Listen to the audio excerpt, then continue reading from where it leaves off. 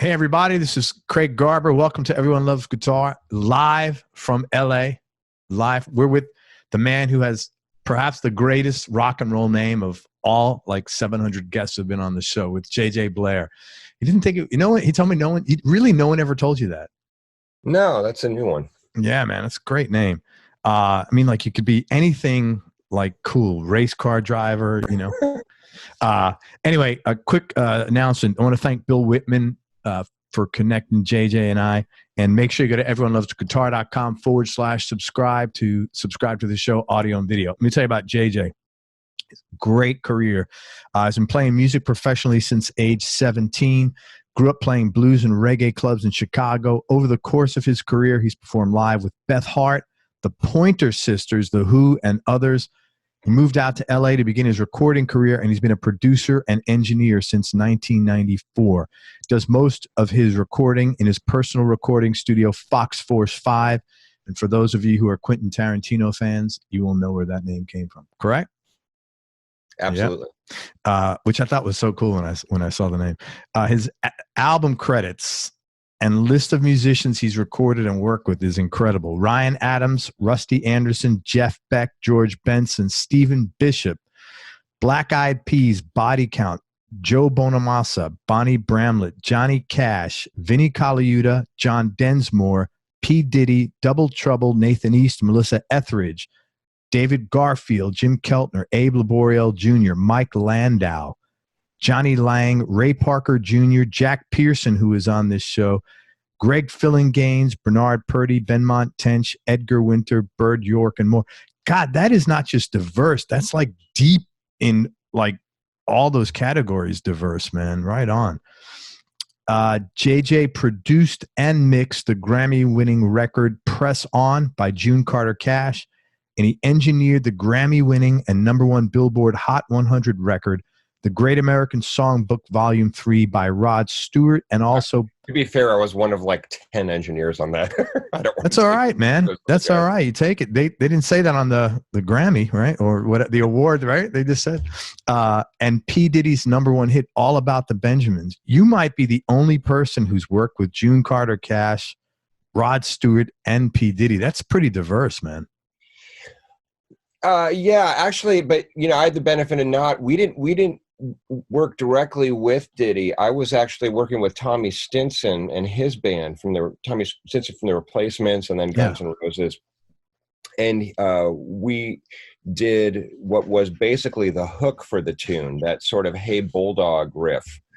And so they just sent us a reel of tape with a slave on it, and said, come up with something, and that's what we came up with, or that's what they came up with, and I just happened to record it, and that wound up being, I don't know, a big song. Apparently, when you know a song's big when Weird Al covers it. Yeah, man. And you know, I had what's funny is I had Weird Al's guitar. Do you know Weird Al's guitar player, Kimo West? Mm-mm. He's been with him 29 years. And he's an amazing, and his main gig is with Al, but he does slack key, Hawaiian slack key. Talk about diversity. It's so cool with, you know, all you guys that are, you know, doing so many cool things in different areas, you know? All right. So you grew up in Chicago playing in blues clubs at 17, which is really young to be doing that. I was curious, how did you get started in the music business, and what was your first break? Well, so what happened was, I mean, I just knew, you know, I think I became friends with Davy Johnston. I mean, this is recently from Elton John's band. Yeah. And the first time I met him, I just said, I want you to know you're the reason that I'm a musician, because my sister would put on Elton John's greatest hits, and every time Saturday nights All Right for Fighting would come on, I would pick up a tennis racket and jump around and go like, I want to make this sound. You know, this is the greatest sound. I want to make this sound. And it kind of blew him away to hear that. But I just always been obsessed with music, and particularly guitar, ever since, you know, I heard the Beatles when I was 6. And I seemed to have a little knack for it, and finally really started teaching myself guitar in earnest when I was about 11. And what happened was eventually I don't remember how, but somehow I wound up getting asked to play in a reggae band when I was 17 at this like 3 nights a week in Chicago, and that was I was hooked, like playing live in front of people. Yeah. And that was kind of it. And the blues thing was, I actually, it was more that I would go and sit in a bunch. I wasn't like a house guy at Kingston Mines or anything, but I would sit there and make friends, and it's hysterical because I just made a record with a woman named Joanna Connor, who in the 80s I would go and hear her play 2 nights a week at the Kingston Mines, and that was like such a huge part of I would sneak out of my parents' house at 10:30 because they go to sleep at 10. I'd sneak out. I'd go to Kingston Mines till like 2 or 3 in the morning, and then I'd be whatever, hanging out with a bunch of people I shouldn't be hanging out with. Did you know if your guitar, bass, pedals, or any of your music gear is damaged, broken, or stolen outside your home, your homeowner's insurance policy will not provide coverage for any of it? That's right. Homeowner's insurance only pays if something happens inside your home and if the items are not used for business purposes. But Music Pro Insurance insures all your music gear no matter where it is, anywhere in the world, even when you check it in as baggage on an airline. Here, let me give you some actual examples of coverage they've provided. You're in a car accident and your equipment is damaged, boom, you're covered. Your kid pours apple juice into your amplifier, covered. Someone accidentally spills beer all over your pedal board at a gig, covered. In fact, any kind of theft or accidental damage is covered, even water damage from hurricane and breakage from earthquakes. But here's what makes Music Pro really different. They're not going to argue with you over the value of your instrument or make you run around looking for receipts when it comes to paying your claim. They know exactly why your vintage instrument is worth 10 times more than a new one. Plus, all claims are typically paid and fully settled in 24 to 48 hours. So if your equipment is not insured properly, go to everyonelovesguitar.com/Music Pro. Hit standard and then enter your information and get a free gear protection estimate. Don't be that musician who ignores this and then next month when something happens, you're wondering why you didn't take 10 minutes to do this properly. Make sure you go to everyonelovesguitar.com/Music Pro, enter your information and get a free gear protection estimate. This way, when something happens, you won't lose a minute of sleep because you took care of this already. I want to talk to you about the Bose S1, which is an amazing speaker for acoustic guitars that I've been playing lately. The S1 has 2 separate channels. It has one for your guitar and then another one for a microphone. And then there's a third channel you can use for a looper or for backing tracks that you could access by Bluetooth or through a 1/8 inch plug. And the S1s are also very easy to carry. It's got an easy to grab top handle and absolutely anyone can tote it around, and it's also rechargeable for up to 11 hours. The S1 was specifically designed to optimize the sound of your acoustic guitar on acoustic guitar gigs. The guitar and mic channels each have separate tone, volume, and reverb controls, and there's also a proprietary tone match switch which restores and optimizes the natural sound of your acoustic guitar, which, as you know, is typically the biggest problem with acoustic amps. Now, I tested the S1 myself, and the tone, volume, and reverb controls sound great, and they're very responsive. You can position the S1 in 4 different ways. You can tilt it back so you broadcast out to an audience, or you could put it horizontally, vertically, or on a stand. And the cool thing is the S1 has a Bose accelerometer, so it automatically adjusts the EQ and optimizes the sound for whichever one of these 4 positions you're using. The S1 also happens to be the best Bluetooth speaker that Bose makes, which is pretty compelling since Bose is known for the quality of their Bluetooth speakers. So effectively, you have an acoustic guitar amp, a PA, and a killer Bluetooth speaker all in one. And the bottom line is this. If you're an acoustic guitar player, there's absolutely nothing out there that sounds this good and this big that's also easy to carry and battery powered. As far as the Bluetooth speaker goes, I've used it many times here at home for family barbecues, and the sound is so good, my kids wind up arguing over who gets to play the music they want. You know, it's literally like having a full stereo system out on your patio. You can use the S1 for DJing, tailgating, or whatever you want. Before this, you'd have to spend a bunch of money on loads of different speakers and pedals to get the same thing the S1 does on its own. On top of that, it looks great, just like all Bose devices do. And besides whatever money-back guarantee you get from wherever you buy the S1, Bose also warranties the S1 for 2 years for any kind of defects in materials or performance. For more information and to find out where to get your own S1, go to everyonelovesguitar.com/S1. That's everyonelovesguitar.com/S1. Get the S1. It's outstanding. Are you looking to buy or sell a home in the Tampa Bay area without having to deal with pushy realtors? Then make sure you connect with West Florida Real Estate. West Florida Real Estate has helped over 300 homeowners and investors buy and sell their properties over the last 5 years. Their service is outstanding, just like back in the days when there was actually service in the service business, and you'll never have to deal with any kind of sales junk when you're working with them. For more information, email Ann with an E at westfloridarealestate.com. That's ANNE at westfloridarealestate.com. If you're enjoying this show and you'd like to support it, go to everyonelovesguitar.com/support. And for information on advertising, visit everyonelovesguitar.com/advertise. But get an education in blues. I mean, like, where else can you sit 10 feet from Otis Rush and really learn how to play the blues, you know, stuff like that. But so Joe Bonamassa called me last year and said, hey, do you know who Joanna Connor is? I go, yeah. He goes, what do you think about making a record with her? I said, I think it's a great idea. So, for instance, that was what I was doing in my teenage years. And eventually, man, my break was, I pretended to go to college for a little bit. And it was one of those stories where my blood alcohol level was literally higher than my GPA because I had incompletes and everything.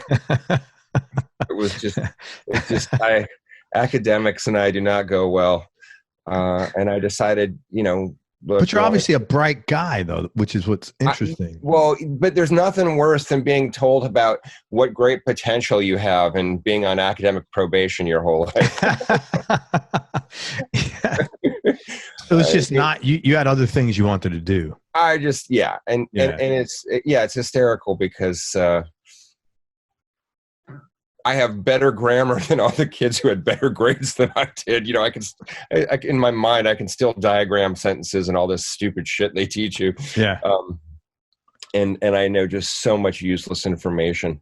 But I just, some people's brains learn better in a non-classroom situation. I'm one of those people.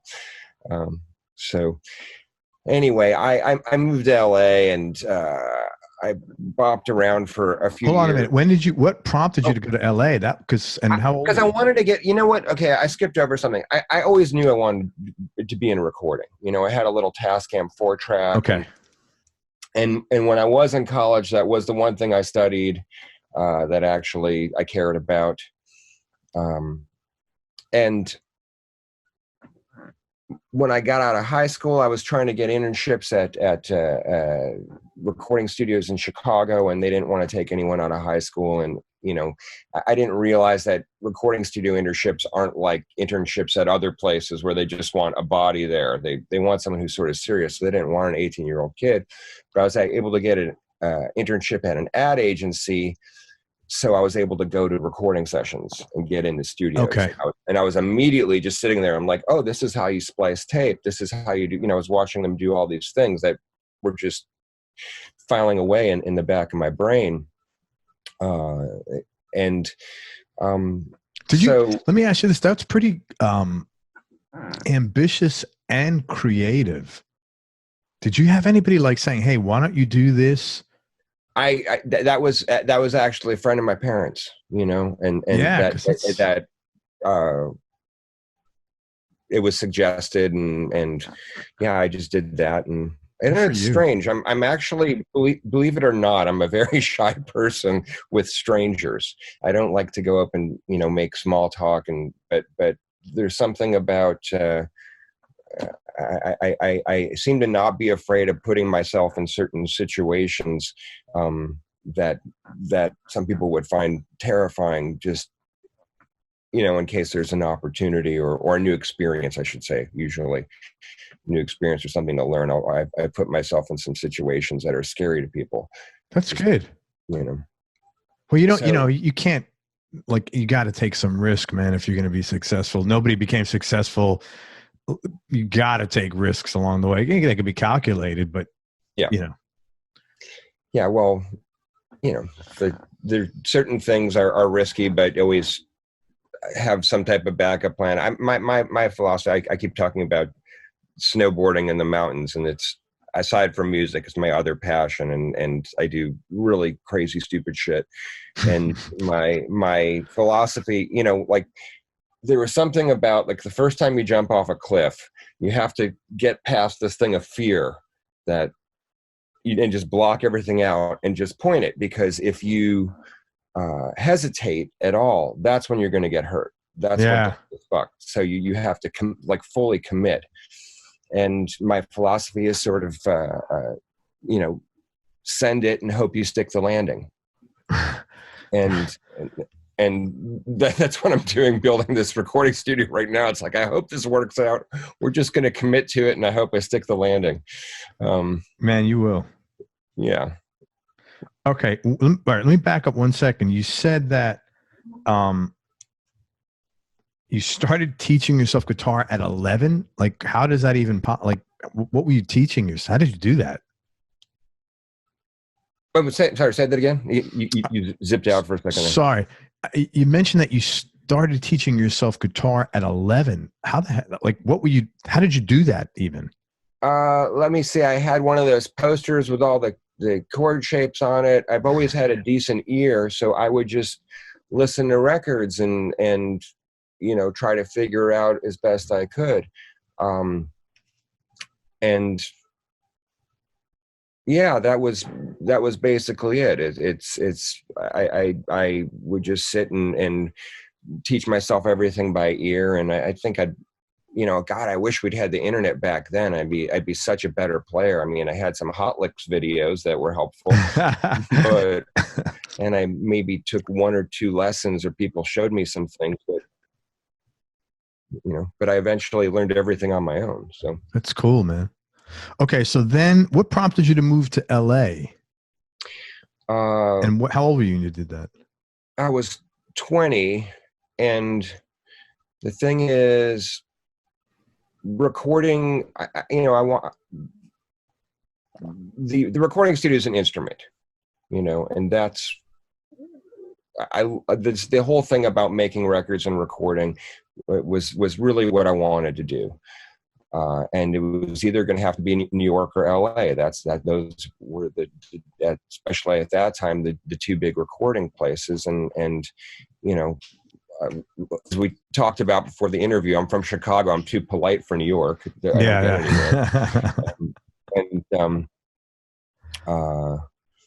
And I was going to school not far from LA, and I just moved here, and it took me a couple years to get anything going. You know, I was a kid. I was dealing with, I got, you know, I told you about my blood alcohol level. I got sober when I was 19. So I was like dealing with that kind of, you know. Wow. You got sober at 19? Yeah. How did you have, wow. Do you know how much pain and suffering you saved yourself? No, seriously. At 19? No, I mean, who gets sober at 19? Someone who was as fucked up at 19 as I was, you know. I just realized I'm not going to live to 25, and if I do, it would be incarcerated. Wow. Congratulations, man. That is like fucking huge. Wow. Thanks. Yeah, man. That is really like big at 19. God, I mean, most people just are like, just working in their good habit, not even at 19, you know, just getting warmed up. That is really huge, man. Good for you. That's congratulations. Yeah, well, I just didn't have a choice, really. So, I mean, that's kind of the way I saw it. But, yeah. So my first couple of years here, a lot of time was spent dealing with that and trying to find. I was having a really hard time.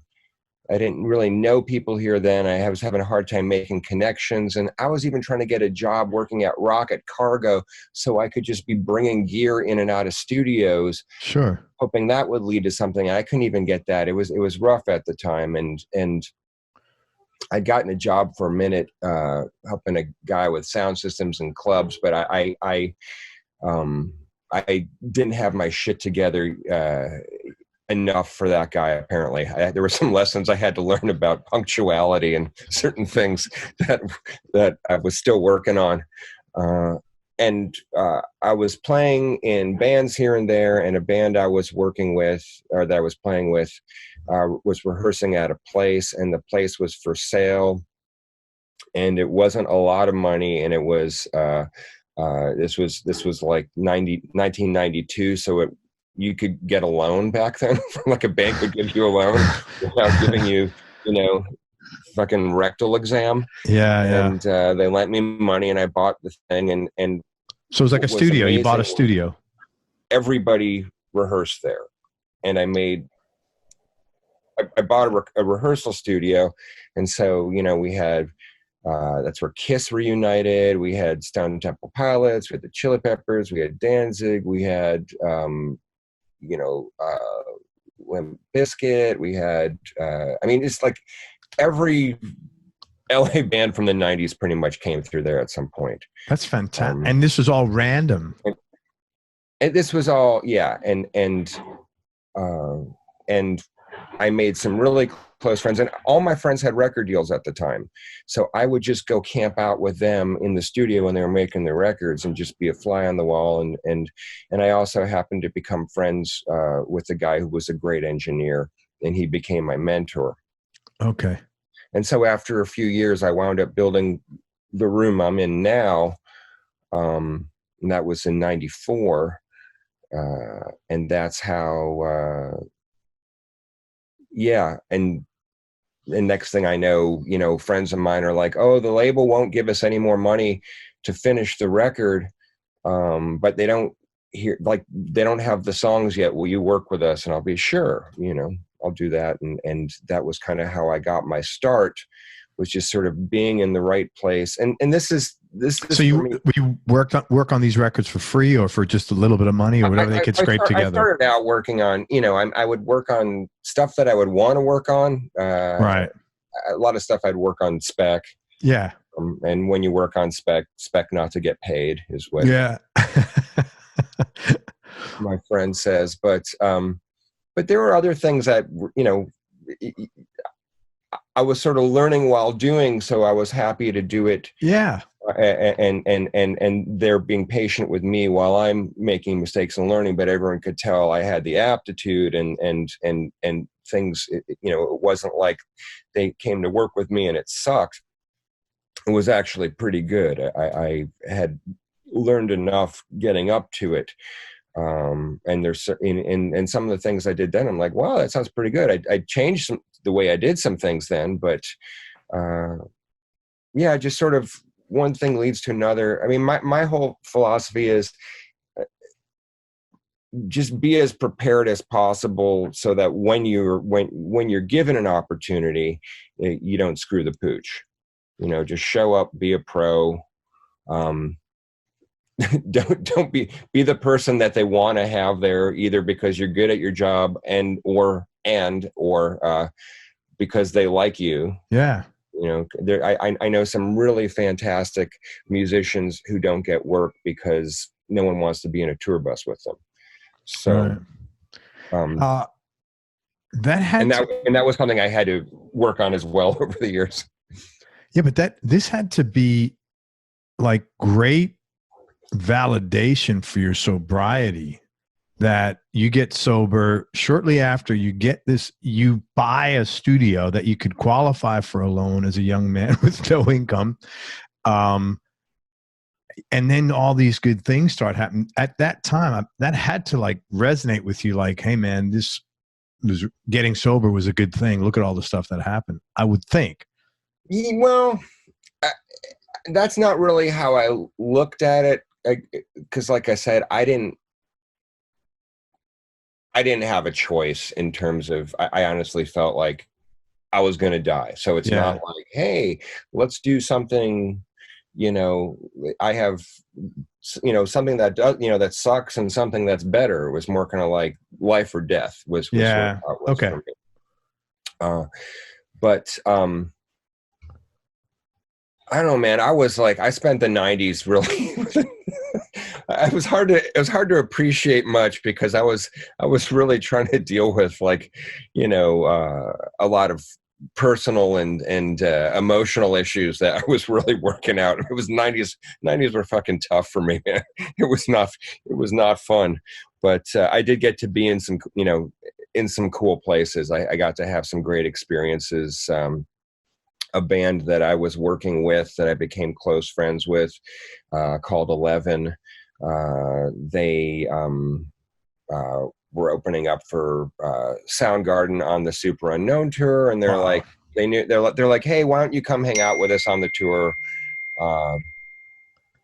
And so things like that where I just get to be around and be in situations. And get exposed to stuff and to people, and then, the end of the 90s culminating. That was what that was 94, and then the end of the 90s culminating in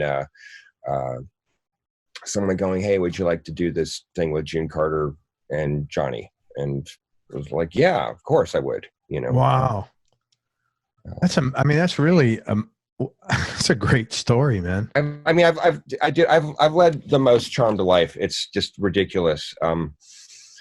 These same friends that took me on tour with them, they knew what a huge Frank Zappa fan I was, and they said, "Hey, Frank called us up and asked us to come over and hang out for the day. We asked if you can come with. Are you free?"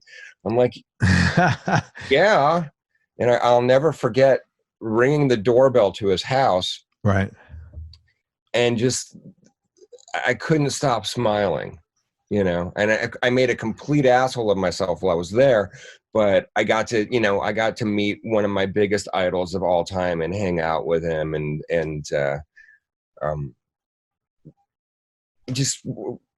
I have just dozens and dozens of weird shit like that happens to me, and I don't know. It's funny because I've had other areas of my life that are just complete disasters, which have gotten better, but for some reason, in terms of music and this business and getting to be around cool people and be in cool places, I have a very strange and charmed life. That's awesome. Yeah. Some people don't have a charmed life in any aspect. So that's pretty good, man. That's really good. Congratulations on all of that. That's a really good story. But you earned it, man. I mean, you worked for free. You pulled yourself up by the bootstraps. You got sober. You developed some coping skills or whatever. I mean, it's not as easy as your. No. Yeah, exactly. I've really put in. I've put in way more than my 10,000 hours at what I do, and I like to say, I'm on this plan called Better Living Through Trial and Terror. And I like that, man. And so part of what happens with sobriety is like, when I feel like shit, I can't just take something and not feel like shit. I have to go, why do I feel like shit? Oh, it's because I keep doing this one thing. Like I keep dating this type of woman, or I keep putting myself in this type of situation, or I keep acting like this. And that's the better living through trial and terror part. It's just like, oh, this sucks. I have to figure out how to stop doing that because I don't like feeling uncomfortable. Yeah. What? I understand exactly what you're talking about. And I think because I'm the same way with things that I like. I think if you don't grow up in a situation, and I don't know what your home life was like, but if you don't grow up, so I'll speak for myself, where somebody, mother, father, somebody is like shepherding you into the land of, well, if you have a problem or if something's bothering you, A, here's some sort of way to work it out. B, let's talk about it. You know, what are you feeling about that? I didn't really have that. Right. I didn't either. So it's like, how the fuck are you supposed to know this shit? I didn't really have that. Man, you know what happened today? I got the opposite. Yeah, I did too. And so how the hell are you supposed to know, like, how to, that, you know, the first place to look is, hello, you don't know that shit. It's just like, man, I don't like what's going on here. But you have to learn that, okay, what's going on with me that I don't like this, or that this person's making me react like that's that. If you're not, just again, speaking for myself, if you're not given that, that is a hard conclusion to come to on your own, you know? Yeah. Well, you know, there's sort of the platitude that the only thing that I have any power over changing is myself. Mm-hmm. You know, and sometimes it's not a lot of power, but it's the only thing I can really say, like, yeah, I have control over changing this. And it's just a lot easier to go through life trying to affect things inside of here than things outside of there. Yeah. Yeah. I'm not a guy who's gotten sober, but I have a lot of friends who've gotten sober. I've been to many, Al-Anon and Nar-Anon meetings.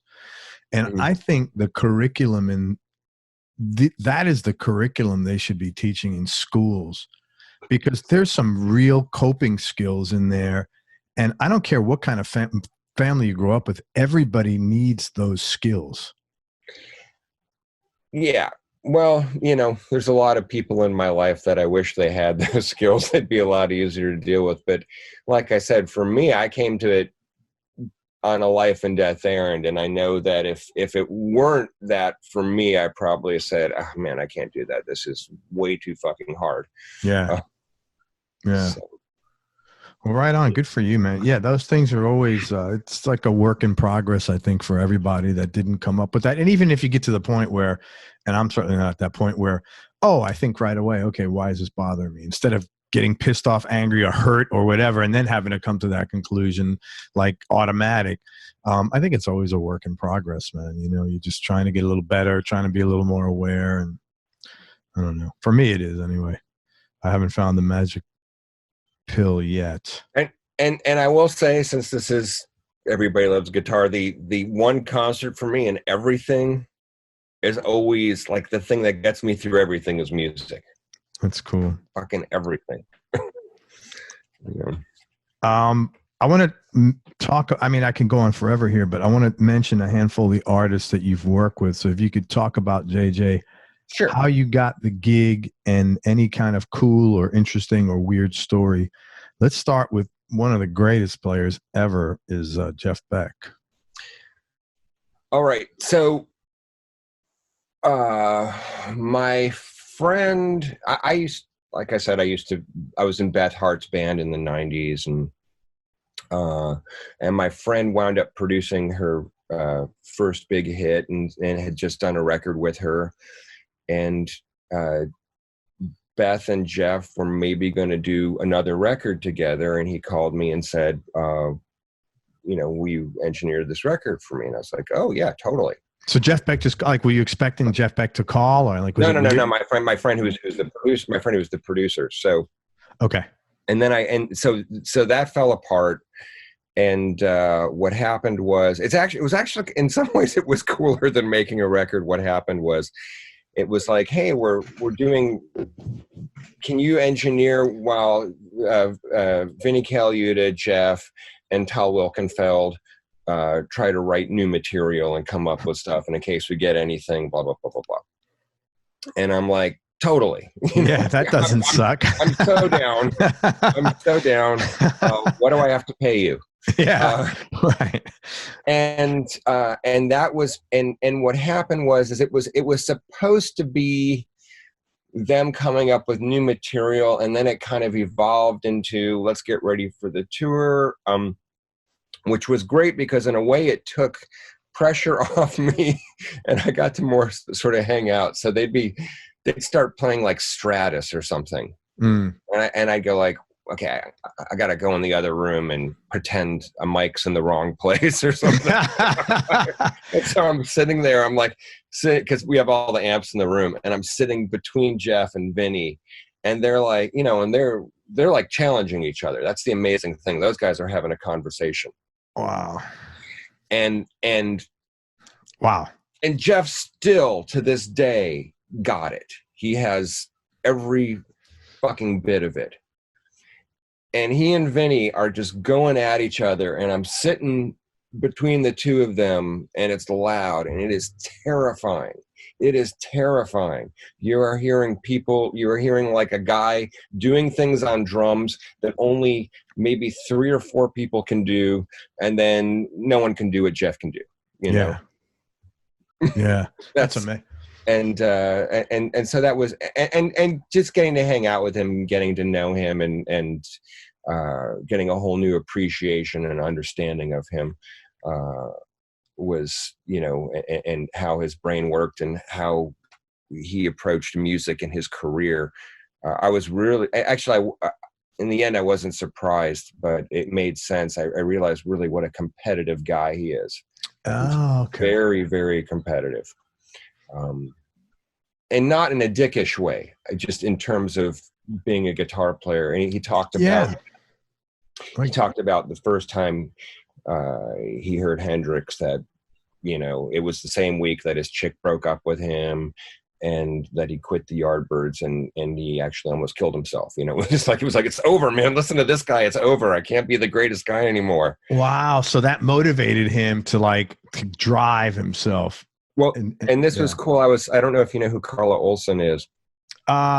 She was in the Textones and made a bunch of records with Mick Taylor. Yeah. In fact, that record she did with Mick, in my opinion, much as I hate to say this, that's the only thing I really liked of his outside of the Stones was that record with Carla Olson. Yeah, exactly. Yeah. But she and I were performing on a benefit together while I was working with Jeff, and she told me the story about how she had met Jimi Hendrix and hung out with him, and he put on Jeff Beck Truth and said, "You got to listen to this. This is the greatest guitar player alive." And so I got to tell Jeff that, and he's like, he almost started crying. So that was just amazing to be in that situation, give him that information, like, well, this is what Hendrix thought of you. You know, you may have thought that of Hendrix, but this is what he thought of you. So that was dude, that's got goosebumps. That's pretty. Yeah. And that was a serious intense. bucket list week. I mean, that was a serious fucking bucket list week. So, holy shit. Or 2, however long it was. But yeah, I was really happy driving over to the studio every day, just waiting for, you know, what's going to happen today. Yeah, that's so cool, man. It's funny. I had Simon Phillips on not too long ago, and he said it was great working with Jeff. He's a good guy, got along great, and, you know, it was great. You know, they worked on one record, I think, and he just had nothing but, he was very effusive of, you know, of everything about Jeff, you know? Yeah. He's and the guy has an amazing sense of humor and probably likes to spend as much time, you know, listening to Peter Cook and Dudley Moore recording as he does. Just that's amazing. That is a really cool story. What did you do with The Who? Okay, this is another right place, right time story. So, dude, I'm gonna send me some of whatever it is. Like, you know, send me some clip some hairs off. I want to keep them on my desk here. I need some of this mojo.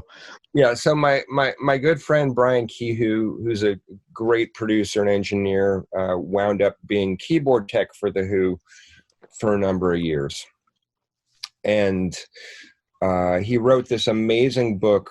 We co-wrote this amazing book called Recording the Beatles, It's like a 300-page book that has every single detail of what they used and how they did it, and how they did what song, and it's unbelievable. So he had a book release party at Abbey Road that conflicted with the tour, and he knew that The Who is probably my favorite band, and how much I love them. And he knows that I'm a responsible guy, but more importantly, he knows I wouldn't try to steal his gig from him. So he called me up. Right on. Like, look, I got this phone call of like, hey, do you know how to plug in an IEC cable? I'm like, yeah. Like, do you know how to turn on a Leslie? I'm like, yeah. And he's like, well, how would you like to, do my gig for a couple shows for The Who? I was like, oh, totally. So a week before I'm supposed to do it, and just days before the tour starts, where he's going to train me at the Hollywood Bowl, he calls me up. He goes, are you sitting? I'm like, I'm lying down. He goes, Rabbit Bundrick, the keyboard player, his wife's very ill and he's canceled the tour. So I've been promoted to play keyboards for the tour. Guess who's playing the San Jose show? I'm like, I don't know. Who? He goes, you are. I'm like, wait a second. I'm not really a keyboard player. He goes, no, I've heard you play. You're great. I'm like, well, you've heard me play shit. I practice, but I'm a guitar player. I'm not a keyboard player. He goes, no, you'll be fine. I'm like, fuck. So once again, standing on the edge of the cliff, I need to send it, right? Yeah, and make sure you can't say no. Stick the landing, man. I can't say no. And for 2 days, I was dead man walking. I was terrified. I'm like, I can't pussy out of this, man. I will hate myself for the rest of my life if I don't show up and do this fucking thing. And he sent me,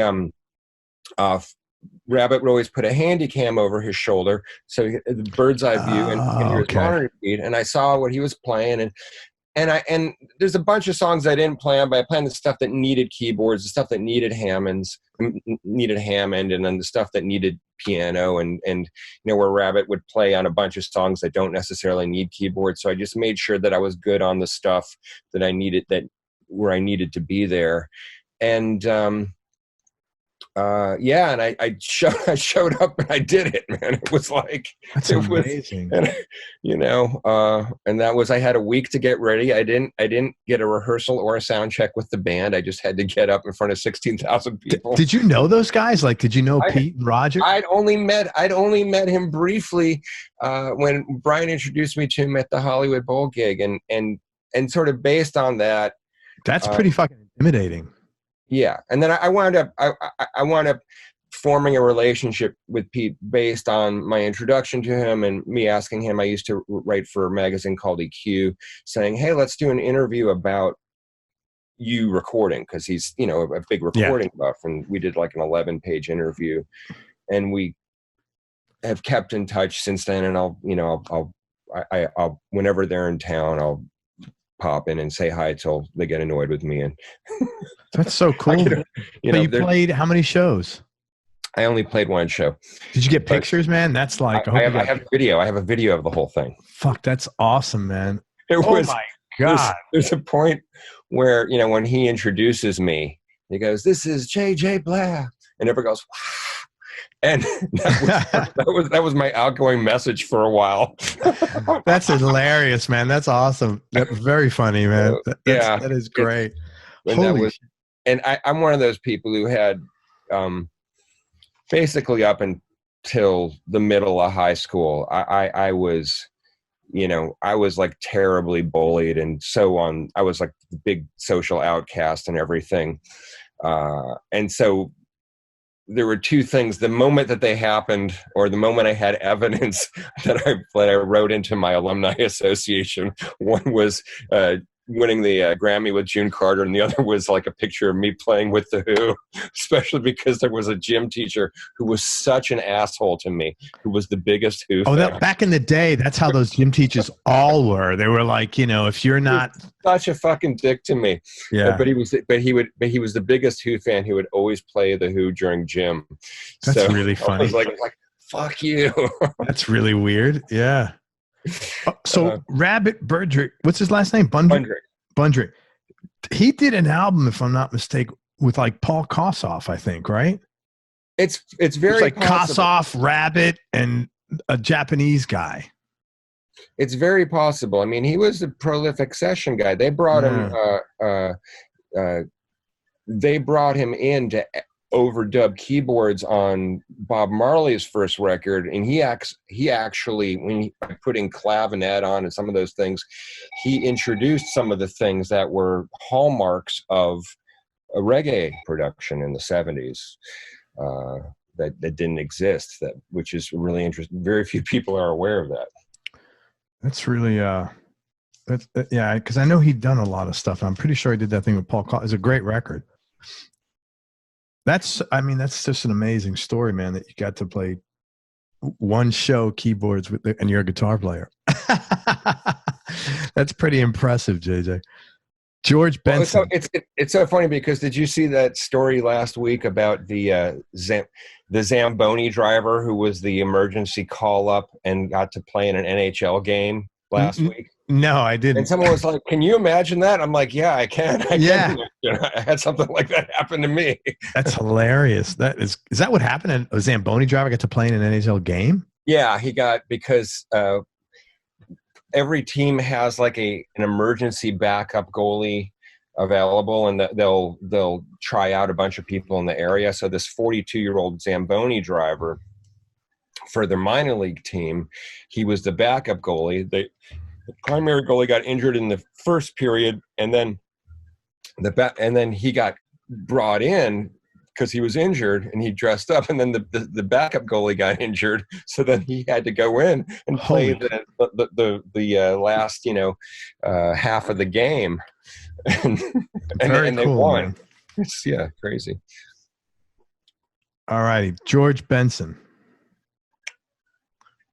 Not too intimidating to play guitar with. No, I don't. Well, you know what? I haven't actually. My Benson credit is I actually never got to work with George. I've only worked on his record, and that was actually. But I was working with Smokey Robinson for George's record, and David Garfield for it. So it was a song that Smokey had written with David Garfield that we had done, and then. Basically, they wound up, those tracks wound up on the record, and George just played and sang on them. So that's how some of those things go. It's like I'm credited as a vocal arranger and an engineer on George's record. I can't remember if I may have met him at some point, but I never got to work directly with him. But unfortunately, he's a marvelous guitar player that I've stolen a few licks from. Wait a minute, you must know Lou Pardini, because sounds like something he was in. He did a lot of work with all those guys. I don't. Keyboard player. No. He's in Nashville. He's a keyboard player for Chicago. He's in Nashville now, but he spent years and years in LA as a very successful songwriter. And I think like Smokey Robinson or Temptations, he wrote a #1 hit for them. And I don't. Yeah, there's, like I said, there's 8 gazillion of us, and I've worked on the same record as people that I meet 20 years later. Sometimes, sure. It's a very, it can be like stuff gets farmed out here and there. The great John Densmore. Oh yeah, that's I've been back to David Garfield.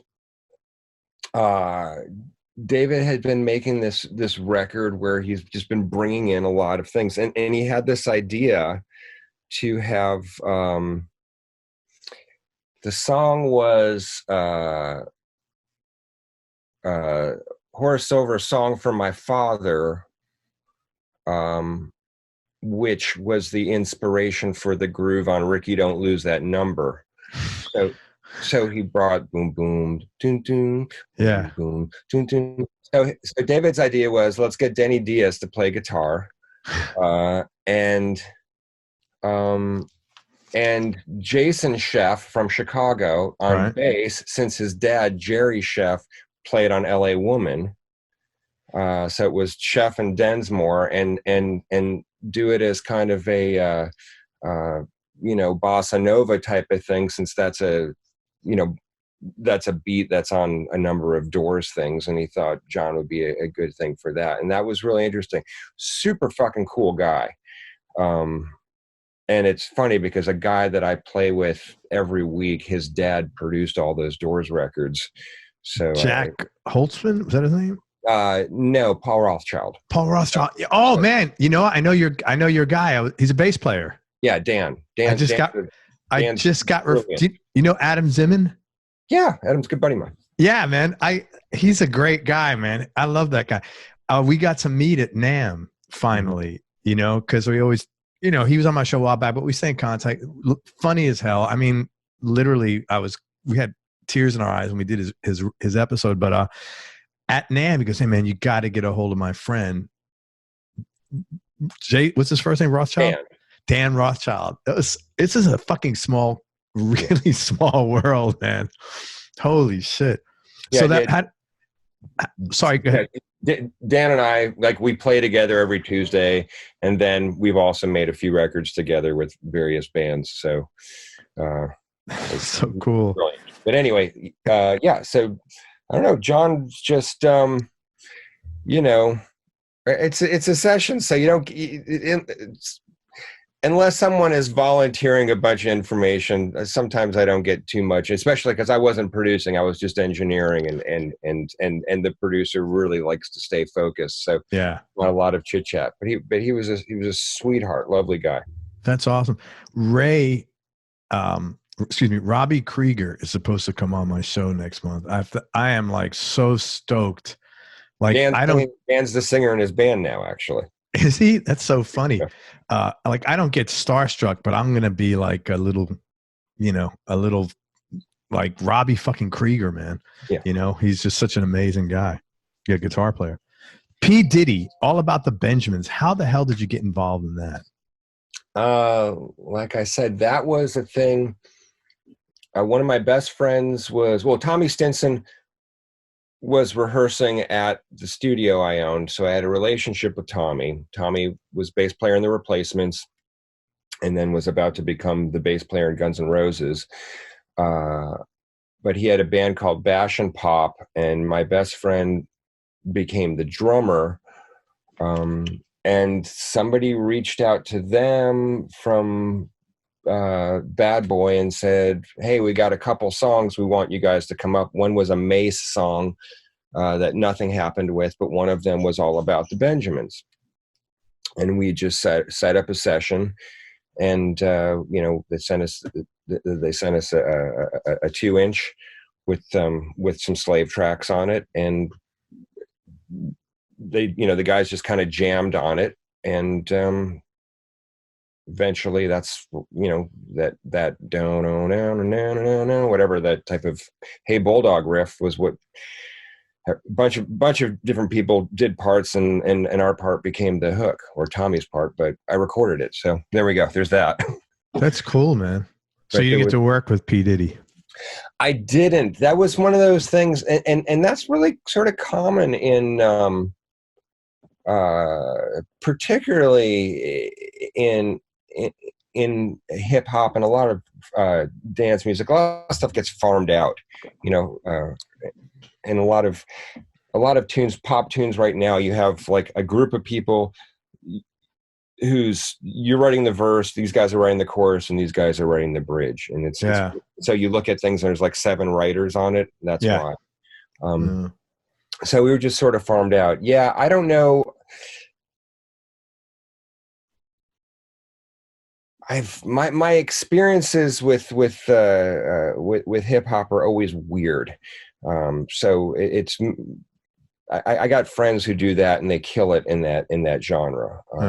And it's always been a little, I always feel a little strange in that environment, particularly in the mid 90s, because there was a lot of guns involved. Yeah, that had to be kind of weird, man. Who wouldn't feel strange in that environment if you're walking into something like that? I had to throw a group called Bloods and Crips out of my studio once, and that was terrifying. not, so it's just that's funny. Scariest thing you've ever done. I had to throw Bloods and Crips out of my studio. Oh, okay. Not what you'd expect. You'd expect something like, like I almost got held up at gunpoint or something like that. Or maybe that's what it was like. Who the hell knows? But that's the thing. And frequently, if you're an engineer, you're working on stuff, you're working on records, you don't always get to meet the artist. Yeah. But you're still playing a role on the record. I know people who've played on people's records have never met the artist. Yes. That's really common. So it's a very similar thing. But that's the first time I got to do a number one single. So I was pretty proud of that. Yeah, as you should be, man. That's real big. Mike Landau. I spoke with Mike. He's going to come on here this spring, coming up soon. What a talented guy, man. And the first time that I ever got to be the first engineer and not just the assistant was with Mike. Mike. Because my mentor had recorded and mixed his album Tales from the Bulge.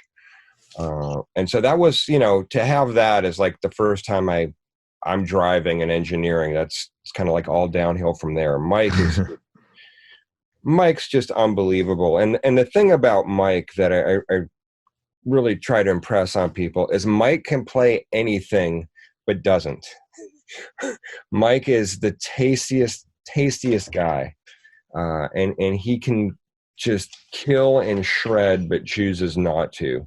And he's a phenomenal listener. And that's sort of a thing that, anybody who plays any instrument wants to be in a band. I always tell them,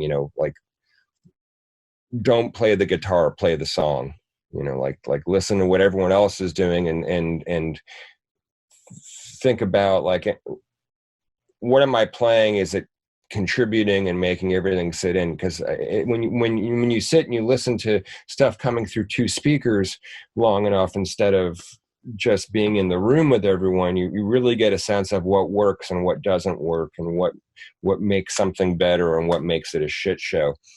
And Mike is just the king of that, which is why he's on 8 gazillion records and plays with the people he does. And that was your first job as a primary engineer?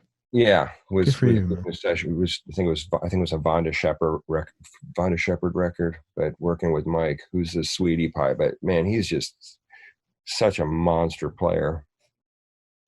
As is Ray Parker Jr. That was funny. It was a cool session because it was Joe Sample on piano, his son Nick Sample on bass, James Gadsden on drums, and Ray Jr. on guitar. And Ray turns to me, he's like, "Hey, you got a Strat?" And so I run up and I get a Strat for him. He's like, "Let's go direct." I'm like, "Okay," because I was, his sound. And he starts playing "Got the Love" by Rufus. And, I was a bit younger at the time, and I was like, "Man, that sounds just like the record. Who played that?" He's like, "I did." Oh, I'm such an asshole. I did. Like, I wrote it.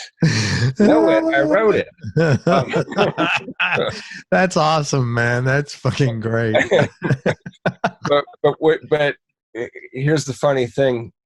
If I was the only one who felt like an asshole that day, because I accidentally left one of my windows open, and we were doing this sort of calypso type disco thing, and Joe just kept playing this repeating figure with like minor 7, minor 6, and he just kept playing it over and over and over because we were doing a bunch of takes. And my neighbor, who is a jazz pianist, called me up and he's like, "Dude, who the fuck is playing the piano?" I'm like, "That's Joe Sample." He's like, "Oh, never mind."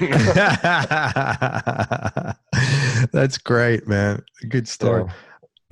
This is funny. I had Paul Jackson Jr. on here recently. I love Paul Jackson. I've worked with Paul. Really nice guy, man. Really, I think his interview comes out this week. I'll make sure I send it to you. But he's funny. Ray was his mentor, and I said, I don't know what we were talking about in particular, something financial. I said, how did you make, I said, you made some good decisions. How did you do that? He goes, I always did two things with all my decisions. I would pray to Jesus, and then I would call Ray Parker Jr. Hey, and I will tell you, It worked. Any session I've done with Paul Jr. starts with a prayer. Yeah, it was so funny, man. It was like I'd pray to Jesus, and then I'd call Ray Parker Jr. Like everything, like, you know, because they were like close, and it was his mentor. It was really funny. Did he tell you the story about James Jamerson's bass? No. So tell me. I got to tell you this. I got to tell you this story because he should tell you the story, but it's so good. I'm going to tell you. So he and James Jamerson Jr. were really tight when they were teenagers, and they're sitting around and, you know, and you're talking about Paul right now, or you're talking about Ray? Yeah, Paul. Oh, okay. So James Sr. had moved to LA and he wasn't working, you know, he just wasn't in demand like he was in Motown. And so James Jr. and Paul Jr., they're going like, man, why is your old man not working? I don't know. It might be his tone. So they take James's bass and they bring it to someone who puts a Leo Kwan badass bridge and flat wound and round wound strings on it, and they bring it back. They're like, hey Pops, look what we did. And as I was like, how'd that go? He's like, yeah, he beat our ass. Maybe it's his tone. How funny is that? But can you imagine like taking, you know, that's like taking fucking the Ark of the Covenant, Jimmy Page's you know, #1 Les Paul, and going, I think Jimmy needs a Floyd Rose on this thing. Yeah, right. Let's change the pickups. Right. Oh my God, that's a great story, man. How did you, Jack Pearson? You know, he's such a great guitar player. One of the most incredibly humble and unassuming guys. Just a lovely person, man. Yeah, that was. Bonamassa asked me to come engineer Reese Winans' record for him last year, and Jack was in the band for that and played on most of the record. And he is such a monster player. And he sent me his solo record that he had made himself. And guy sings plays Hammond great. He played all the Hammond on the record. He's such a monster musician. The songs were fantastic. That guy is just a true badass, you know. He literally, like now even, he is up till 3-4 in the morning playing guitar every night. Yeah. Well, I mean, you can tell. Yeah. He's the guy in Nashville. Everybody says, you know, have you spoken to Jack? He's the best. I mean, across the board, everybody says that. I mean, so that's pretty, you know, impressive. And again, such a mellow, humble guy. Tough question. Top 3 musical experiences you've had. God, this is like, you need to write a book or something like that, man. Oh, and I got the title, man. The title of your book will be Stick the Landing. Stick the Landing. There you go. Yeah, man. That's your fucking book. I mean, I think I've told you all of them pretty much. I mean, you know, well, I mean, getting to play with the Who, even though I didn't play great, just the fact that I got to do that, it's you know, that's one of those things. You do that one time, the next day I look online and someone already made me a Wikipedia page. Are you serious? That's how that happened? Oh my God, that is a little creepy, but kind of cool. And that's wild. Let's see, probably my favorite recording ever, which was this duet with June Carter and Johnny Cash called Far Side Banks of Jordan, which is still, you know, I listen to it and still gives me goosebumps, because that was like the one time it's like there was something really heavy in the room at that moment, and I managed to capture it in some extremely less than ideal recording circumstances. Why? What was wrong? We were in a log cabin, and I'm working with ADATs on headphones, and I have everybody sitting in a circle, and John's really sick. He's just been in a coma for 2 weeks, and he has pneumonia, and we're only going to get like one take out of him if we're lucky. Wow. I got to not fuck up. And everybody on the session, it's just, you know, it's a love song about meeting each other in the afterlife. And one of them clearly is just almost died. That's pretty fucking heavy. Yeah. And it's, you know, and so that's one. I don't know. What would be the other one?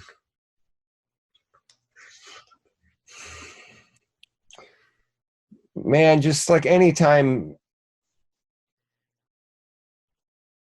you know, anytime I get to play with my friends and we have that moment of ESP.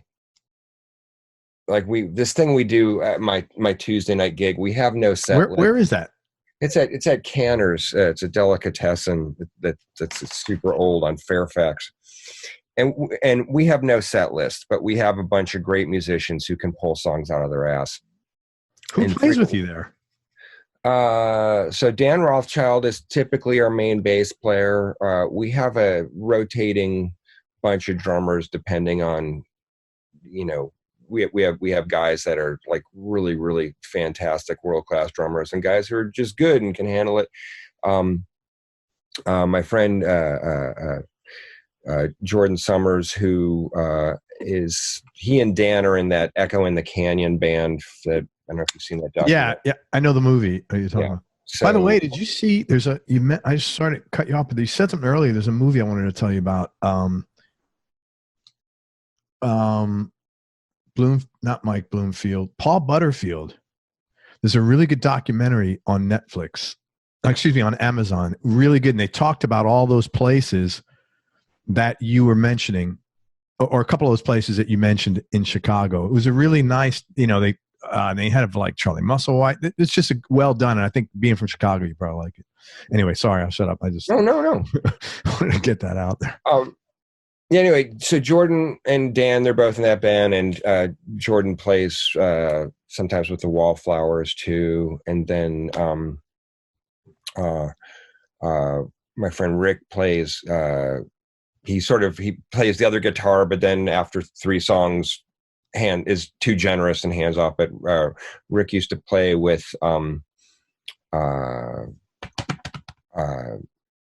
English Beat, and then, you know, just other guys to sort of come and go, and our friend Morty Coyle, who was in a band called The Imposters before Elvis Costello stole the name, and then has a band called All Day Sucker. But it's funny that someone stole the name The Imposters. Just the irony of that. Which but because they were inspired by Elvis Costello when they took the name, so from one of his songs. So Morty's brilliant and extremely ADD, and our little game we play is like we call it keep the balloon in the air. So how many songs can we medley? Oh, okay. Yeah. And you know, is he going to stump the band? And I ask him to, like, look around before you go into Kid Charlemagne, look who's on stage to make sure it's the guys who can play Kid Charlemagne. Just because I can play it doesn't mean these guys can play it. So just wait. Yeah. So, and what time is that? Tuesday nights? Like 10:30 till like 1:30. Anyway, I forgot where I was going with this, but best experiences. You were saying when you're with your buddies and you're in a zone. There's times that happen sometimes where just the ESP is really strong. And we were doing the other week, you know, he'll ask someone in the crowd to name some bands, and so we'll start doing songs by those bands, but in a completely different feel. And what we were doing ZZ Top Legs, and right after the chorus of "The Girl's All Right," I started playing the turnaround riff at the end of the chorus from John Lennon, Cold Turkey, and either the other guitar player had the same idea, or he was on it so quickly, and Dan, who has huge ears, was on it, and we just so seamlessly, without any plan spontaneously all change directions into how do you get from that's pretty cool, man. John, so things like some moments like that, it's, I always say what we do is either magic or tragic, and that was just one of those moments that's magic. We're like, oh yeah, it's just things like that are fun because I always love the my friend Rob Schnoff, he says, every day is you're dealing with infinity. And that's like you plug in and if you're with the right people, you're dealing with infinity. You can do fucking anything. It may suck, but you can do anything. Yeah. That's a great song, that Cold Turkey. It's a really good song, actually. Very cool. All right. So, what was growing up in Chicago like for you? You kind of alluded to it a little bit, but what was your childhood like? It was fucked up. I'll just be straight up. I mean, it was go ahead, man. My dad was killed in a plane crash when I was 9. My mom lost her mind, and it just kind of it just went all downhill from there. It's a long story that I don't want to go into too much, but it was the fact that I wound up being such a bad drug addict. I had to get sober when I was 19. Yeah. Just imagine, I as a kid, I had a lot of mental health issues, and then I was dealing with substance issues and really bad peer issues, where I just, I didn't. Finally, when I was 40, I got diagnosed with Asperger's. It's like, oh man, it would have been so helpful to know this when I was a kid. Yeah, so yeah. Stop being in these fucking situations, and having bad social experiences that wound up with me getting my ass kicked on a daily basis. So yeah, no, it was brutal. At least, in an emotional and experiential sense. I know there are people who grow up in extreme fucking poverty or in war zones or with debilitating physical illnesses and everything. And I was able to recover from whatever shit show I found myself in, which is, that's a whole book there. Right. From age 19, from 9 and 19. But really all it did is it made me, I think, a little bit more of a compassionate person. I mean, I can certainly be an asshole, but I have a pretty big heart, and I'm a very compassionate person, and I really try to go out of my way to help people where I can. And I think that's because I went through some really not fun stuff. That makes me, it's like people that, there's people who peaked in senior year of high school. Their life has never been as good as it was. You know what I'm talking about? I do. And I always wondered how that happened, because I certainly didn't, and they are the biggest dicks too. And they're the rest of their life, it just seems like they're trying to cover up for the fact that life has never been as good as it was in senior year. Al Bundy. Yeah. And I've been on the opposite trajectory. It's like just my life just keeps getting more amazing. But, that whole portion of my life just sucked balls. And I think some of those people who peaked in high school, they're just not compassionate. They're the guys that were giving me wedgies, Wow. No, go ahead. Keep going. I'm sorry. No. So yeah, basically that's, I think, if you can survive something like that, and a lot of the people that I have close in my life, we have sort of a, similar situations, and we sort of bond over that, and you find your people. Yeah. Did you have siblings? I have half siblings, but only one of them lived with us till I was 6. They're all a lot older. So my dad had a previous marriage. So I basically went through it on, was one of those things I went through on my own for the most part. So let me ask you, first of all, thank you for sharing that, man. Oh, and I could totally appreciate the fucking trauma. In fact, have you ever heard of this book? And it's good and bad to read it. I think it's called The Body Keeps the Score. No, but makes total sense to me. It was like, I almost kind of regretted reading it because it talks about like when you suffer trauma, especially at a young age. And I'm sure you know this because, you have certain deep things that are completely abnormal. That becomes your default option of your emotional. So if stress and chaos is your norm, that's your fucking norm as you leave that. This is something I learned during one of my many episodes of Trial and Terror. And it's called, I think the people I was working with, they called it like your emotional homeostasis. So right. That's what it is. So in my particular case, I grew up with abandonment and fear of abandonment.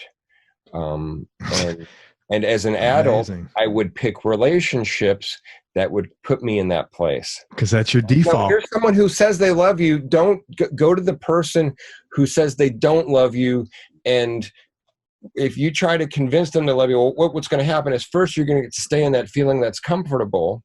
But if you can get this person who says they don't love you to love you, then you can undo all that other fucked up shit that happened to you.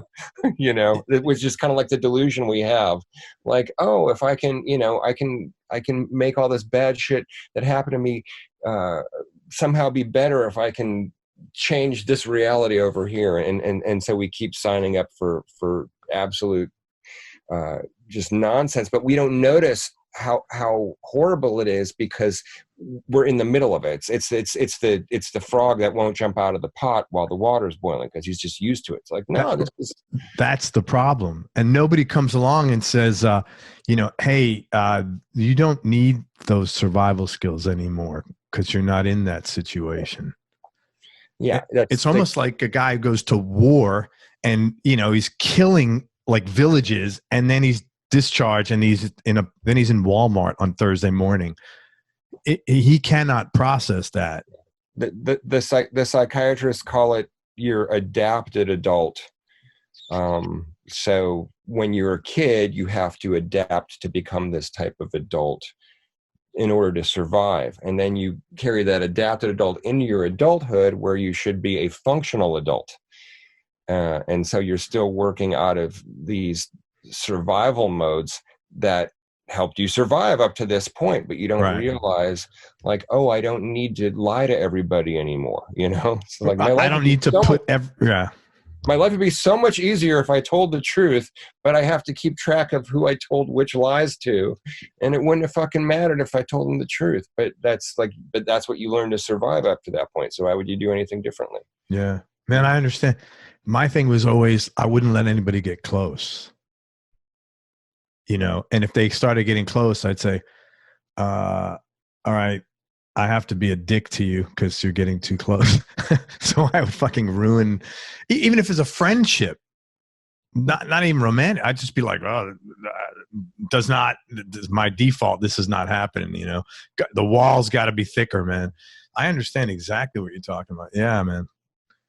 Man, well, thank you. I appreciate you sharing it. And I'm glad you got some answers.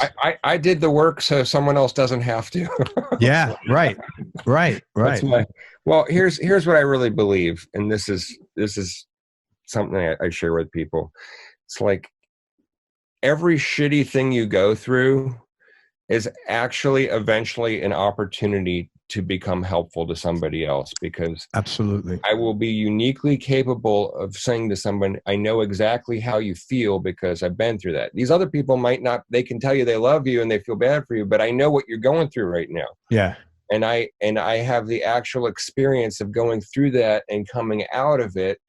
And I get the opportunity to be helpful to someone else. And it's just my personal thing I've learned over the years. The more I am helpful to other people, the happier I am. The more I'm worried about being helpful to myself, the more fucking miserable I am. Yeah. And I approach music that way. I approach my job that way. I try to approach my relationships that way.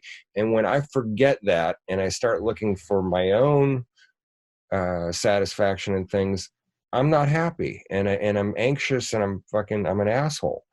And I always have to keep that in mind. So, and that's, and so I actually don't have, like things that happen to me, and I'm not going to go into them all, but like some really shitty things, all they are now to me, rather than like trauma, is experiences that to be helpful to someone else. And so I don't actually feel bad about, they made me who I am, and I'm actually okay with who I am. I hated who I was for a lot of years, and I finally, like, I can look myself in the mirror and go, I love you, and it's not, it's corny as it is, I actually feel it. I used to punch mirrors when I saw my face, because I was that guy. And I don't know, it just, I'm really, like having to get sober and do all that shit because it was life and death. I had to do this. And this is the result. People are like, oh man, it's too bad you had to do this. Like, no, it's a fucking gift. Yeah. This is what I got as a result. I don't know that I'd be this content of a person if I didn't have had to have made that choice. I only made that choice because I fucking had to, because it was either that or death for me. But the next level of stuff you went through, let me ask if you're comfortable, and if you're not, it's totally cool.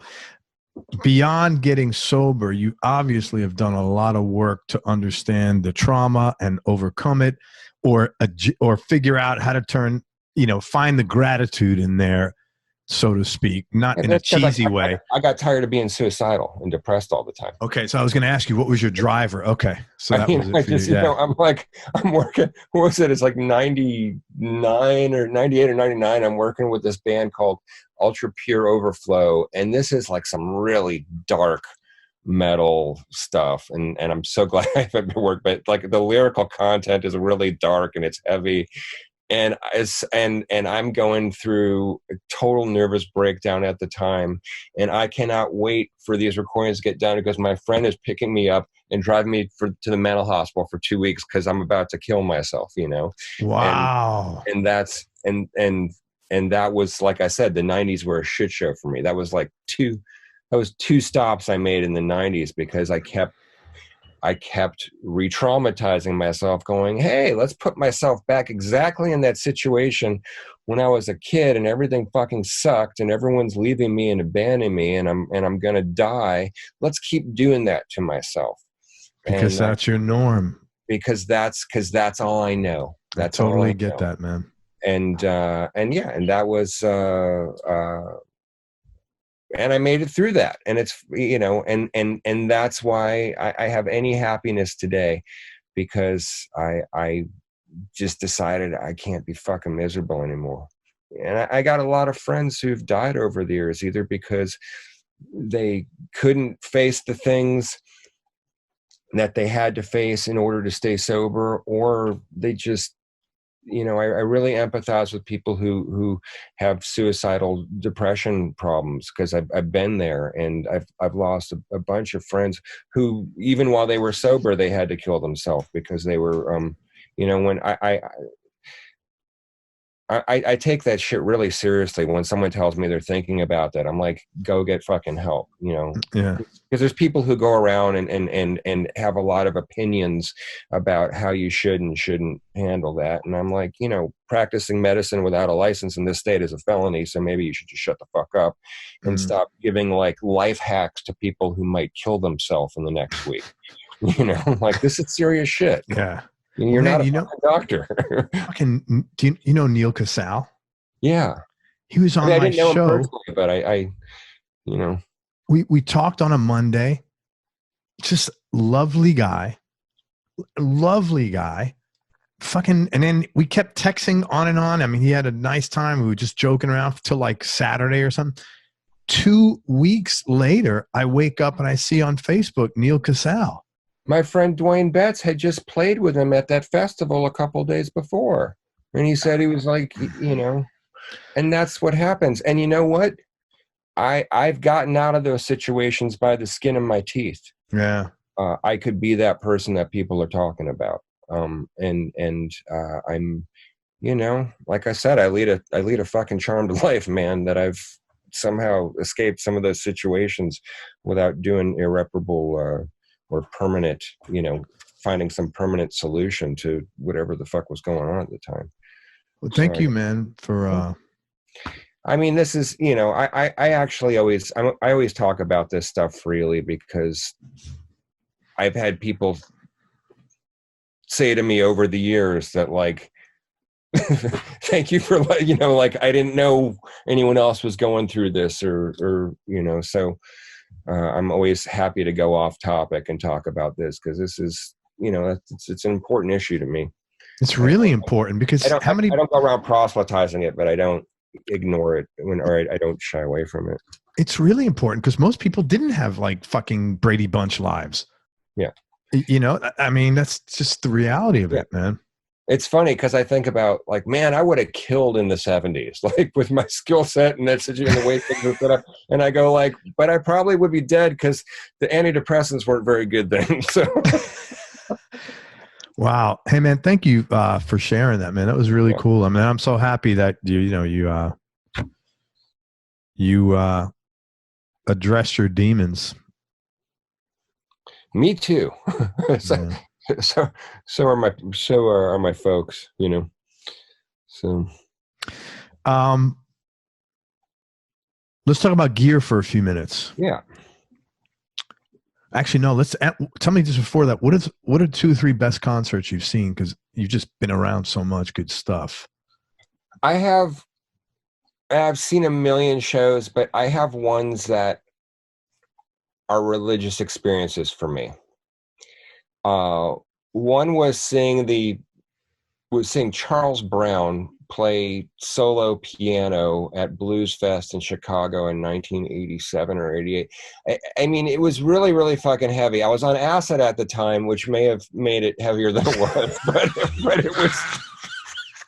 It's really heavy. Hold on. Disclaimer. But it was the first time I'd ever heard anybody. I mean, Charles Brown was a badass. He influenced, he was like Ray Charles' main influence.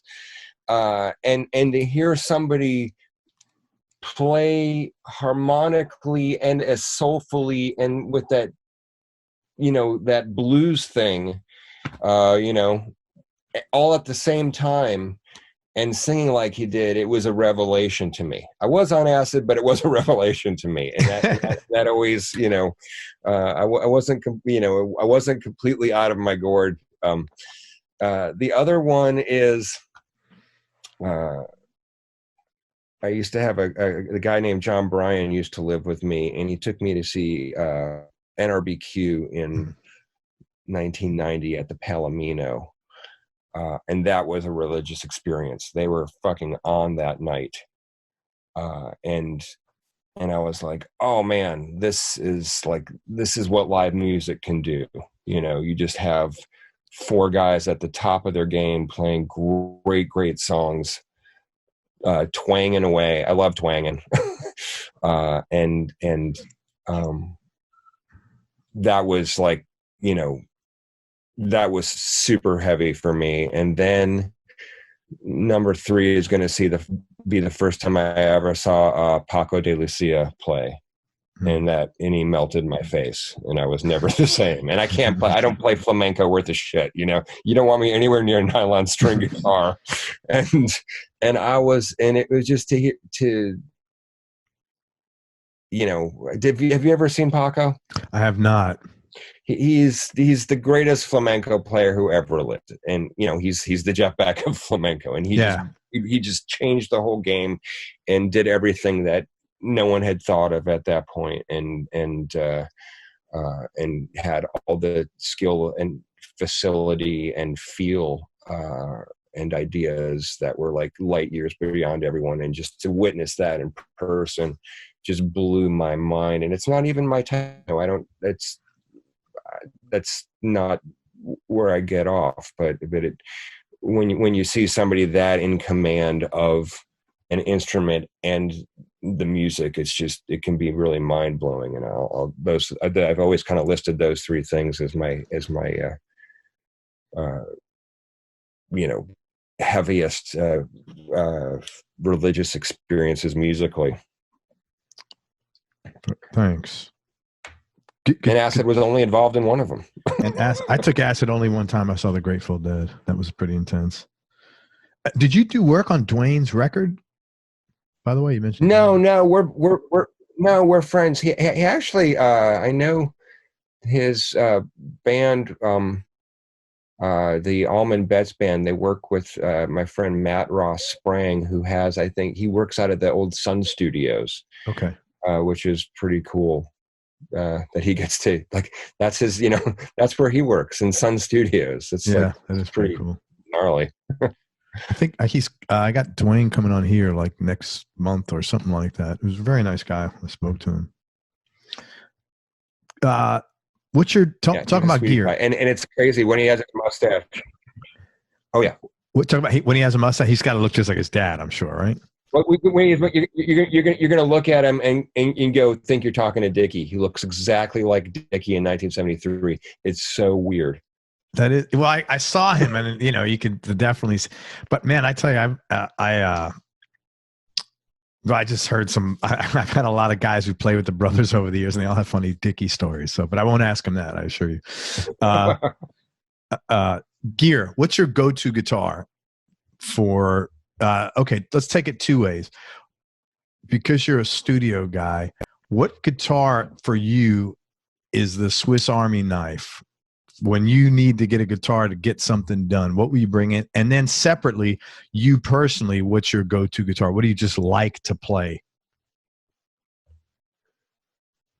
Well, I think you can cover the most bases with the Les Paul. That's just me.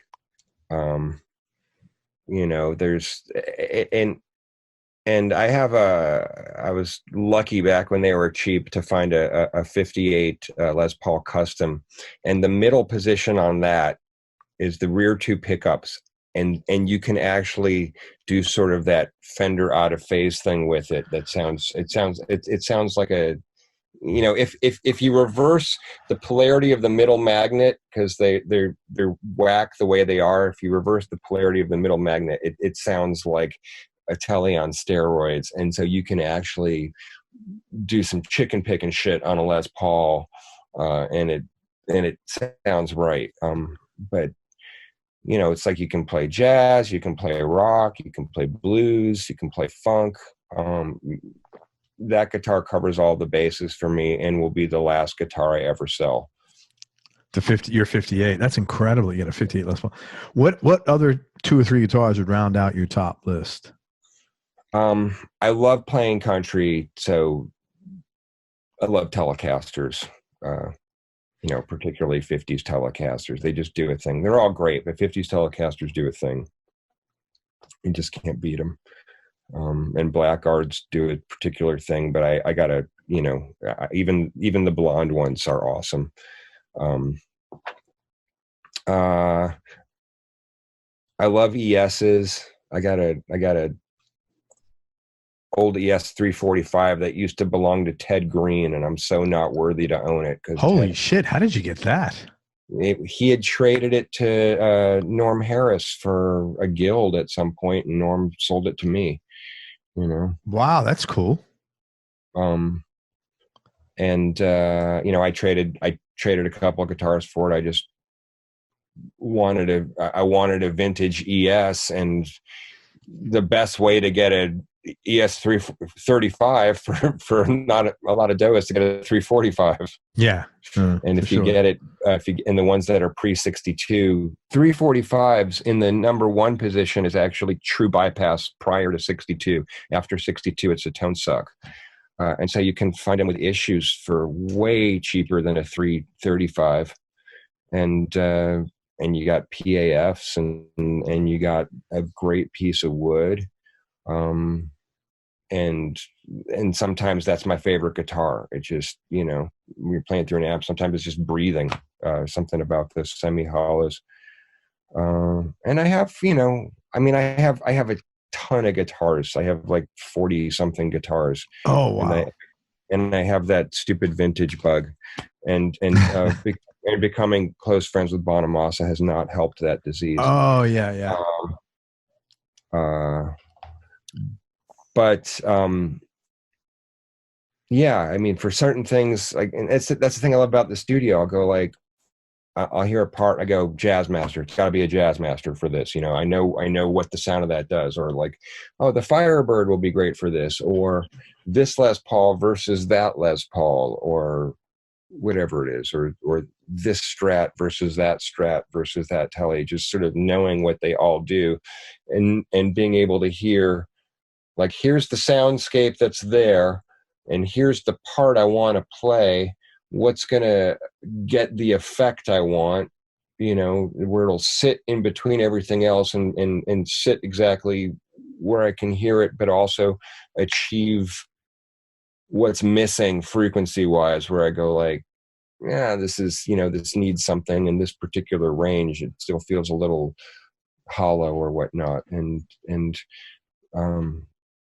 that's why I started owning a bunch of guitars. Now it's just a fetish, I think. But you're allowed. Hey, man, you run a studio, so you're supposed to have that. Any guitars like horrible, like just, you know, no matter what, like it just never works?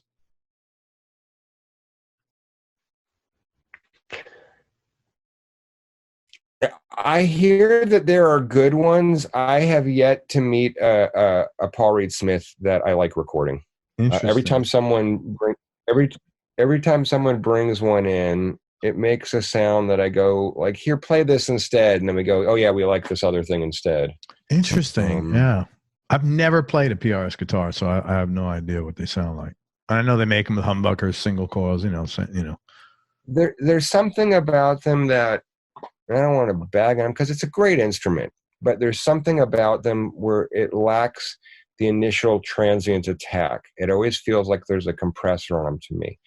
And so I thought maybe it was something with the electronics. And I know someone who said, no, I've replaced the electronics and it's in one of them, and it still kind of did that. So, because I like a little, you know, and I like a little bite on the edge sometimes, not always, but frequently, especially if I'm trying to get something to separate from everything else in what could be a very dense mix. And they always just feel a little, the ones that have always come through here always feel a little lifeless to me, you know, like, I don't know what it is, because they play great. Some of them look super cool. And they, you know, they're constructed in a way where they play really comfortably, but I'm just really fussy about tones. It's just, as you should be, man. Yeah, I notice shit that no one else notices or cares about, and but that's the engineer you want to work with. Yeah, you know, you want the guy that's really fucking anal to make your record, you know. When it comes and then you know, you want the guy who's really anal but knows when not to be anal. Yeah, but you know, who needs to know when it doesn't matter, because I've seen people waste days and thousands of dollars on shit that never mattered. Yeah, you know, it's just like, that would have been. I talk about this all the time ad nauseum. They call it the Al Green principle. Nobody cared about fidelity on those records. Fidelity wasn't anywhere in the county when those records were made. Nobody cares. All you hear is great music, great performances, great songs, and you don't go like, oh man, that, you know, they really fucking overbiased the or, you know, the tape machine, and the hi-hat sounds completely fucked up and distorted, and, you know, no one cares. Right. So there's, you know, you always have to balance being anal with getting shit done, and yeah, the vibe's right, go. There's, don't kill people's creativity with being anal. Same question with amps, good and bad. What do you like what's your Swiss Army knife and what is just never fucking works? My Swiss Army knife is a 1963 Zodiac, Selmer Zodiac Twin 30. That is like interesting. That's an English amp, right? English amp, sort of the predecessor to the AC30. It's just, what's it called? A 63 Selmer Zodiac? Zodiac Twin 30. Twin 30. And Selmers were awesome. Speaking of Paul Kossoff, it's a Selmer treble and bass 50 on All Right Now, is my understanding. They just have a certain type of distortion that I like. I like the clean, dirty sound. The guys in AC/DC always talk about clean, dirty. It's like if you back off, you're picking a little bit, it cleans up. If you dig in, it starts to bark. And I don't like high gain amps. I want that responsiveness. You get into high gain, it compresses it a little too much. Like there's a time for a lot of gain and distortion, but I like texture and I like to hear sort of the paperiness and the breakup. I like that farty characteristic. Like I like that, like more of a farty sound than a buzzy sound. I always thought, it was so funny. I remember seeing some video of Ozzy with Randy Rhoads, and it's live, and I'm like, oh, wait a second, that's not his guitar tone on the record. The record sounds like a fucking rock man. Like what? And that was just however they chose to make the record. But everyone thought like, oh yeah, I'm going to get that Randy Rhoads sound, which wasn't Randy Rhoads sound. Everyone got like this bad, like rock man sound, trying to sound like Randy Rhoads, where it's like, no man, he had this like balls to the wall, Marshall, like 2 Marshall full stacks, like cranking. And, so yeah, high gain stuff. I get bummed when people want to bring a diesel in or something. That's just not where I live. I think that the 90s, with everyone was into the dual rectum fryer Mesa Boogie, and it's just a bunch of my philosophy is, especially in recording, I like some low end live, but I always want to try to not occlude the bass player. I want to let him do his job. But in the studio, when you're recording, you don't really need to record all that low end in the guitar, mainly in rock, because the bass is going to be pretty much playing the fundamental of whatever you're playing. And the bass is going to give you the illusion that there's low end in the guitar. What you need is like the texture from like, you need whatever notes you're playing, but like the texture, the crunch is somewhere around 2,000 and 3,000 hertz. And you can leave space underneath for the vocal to fit in, for a number of other things to fit in. When you have something that captures like from here to here, what you do is you make it impossible for other subtleties to be heard. People were chasing the Bonham sound for a year, trying to capture all this bass. There is no bass in the Bonham sound. You listen to that. There is no low record. There is no low end in the record. You perceive low end because there's space around it. It's kind of like the illusion of low end, but there's no actual low end on that record.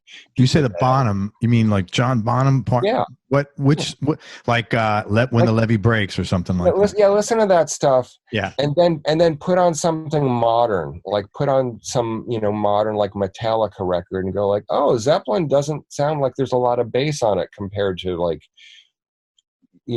whatever, the Black record or something.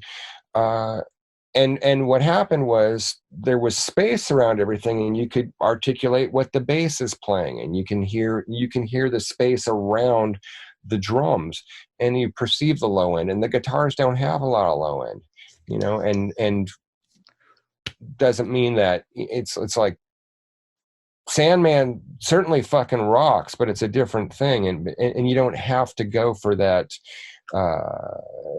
in your face, covering from 10 hertz all the way up to 10,000 hertz on the guitar to make it sound huge. You can have other things give you the illusion that the guitar sounds huge and sounds full. And that's kind of, so when I'm picking an amplifier, I typically like to record combo amps. I don't really like recording a head in a cab, unless I have to, unless that's the sound and you need it. Cabinets, particularly straight front Marshall cabinets, you got that reflection off the back of the cabinet, so you have this kind of sound. It sounds like it's in a bathroom on its own already. Okay. Anyway, well, back to the thing I was saying though. I really like recording combo amps. I like performing with combo amps. That's I like Fender Tweed amps and old Gibson amps and those Blue Diamond Ampeg amps they're really reasonably priced and sound so good. There's some there's some new stuff I really dig. I like I had an amp made for me called an Otis. They're custom made. They're phenomenal. I like the Morgan amps. Where's that guy out of? Oh, is he like in Iowa or some? No, he's in Hawaii now. Okay. I know. Yeah. But I brought just that thing to sessions with me, and it's like an 8 watt amp. And then when I've had someone who wanted like a 412, I'm like, okay, we're plugging this into it. So I push the amp hard, and I don't have to like. Yeah. You know what? I know so many people are recording with small 8 to 12 watt amps now. They're just so well made and they're loud as fuck. Yeah. Well, microphone can only handle so much. First off. And louder doesn't necessarily mean you're going to get a better recording. Louder means you have to attenuate the mic pre and do a bunch of things, and you can't. It's like if you're trying to keep something from distorting all the time, meaning either the electronics inside the microphone or your mic pre, or just the element itself of depending on what type of microphone you're using, they can only respond to so much sound pressure before they basically reach some type of operational failure.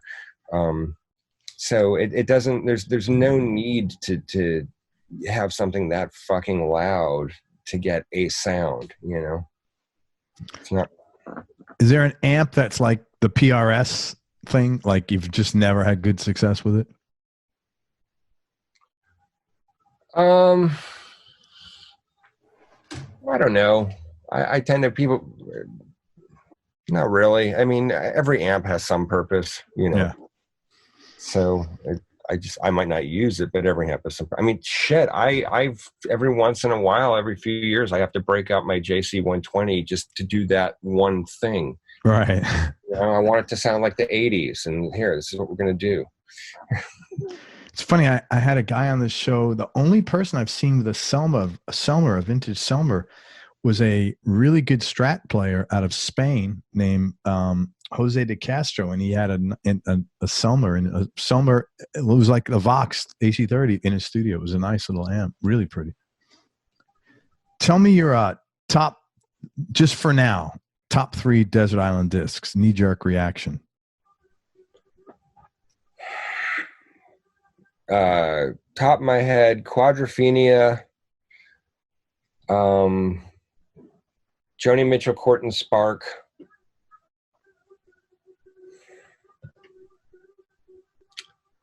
and shit, what would be my last one be? I don't know. We'll just say yes, Close to the Edge. I'll probably take that one back, but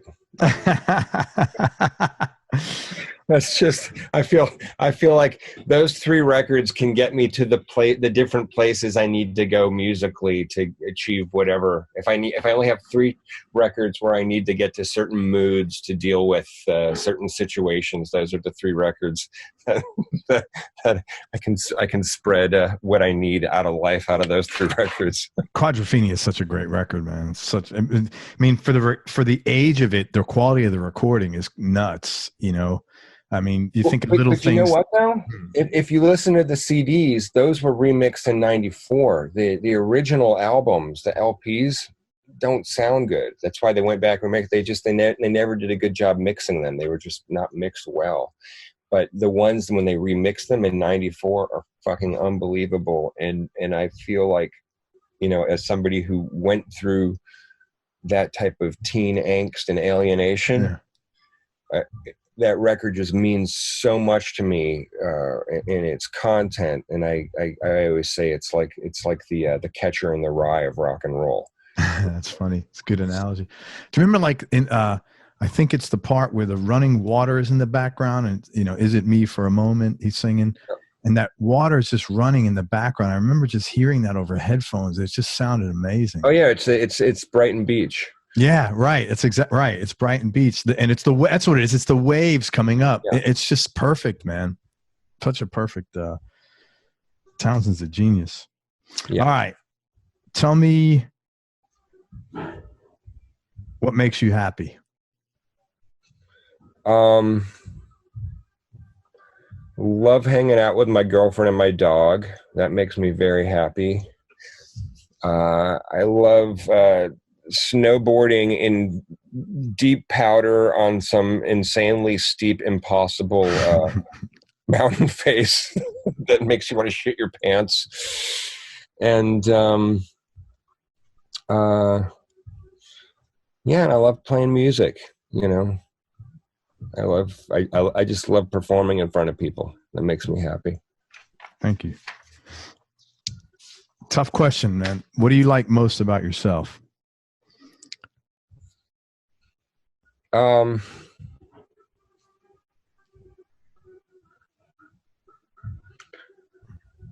I have the ability to be kind. I don't always use it, but I like that I have that ability. You got to be cruel to be kind.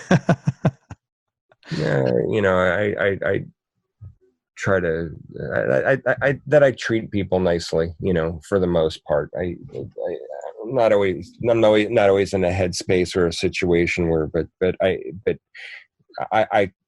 try to treat people nicely, and that's, you know, that makes me, I like that about myself.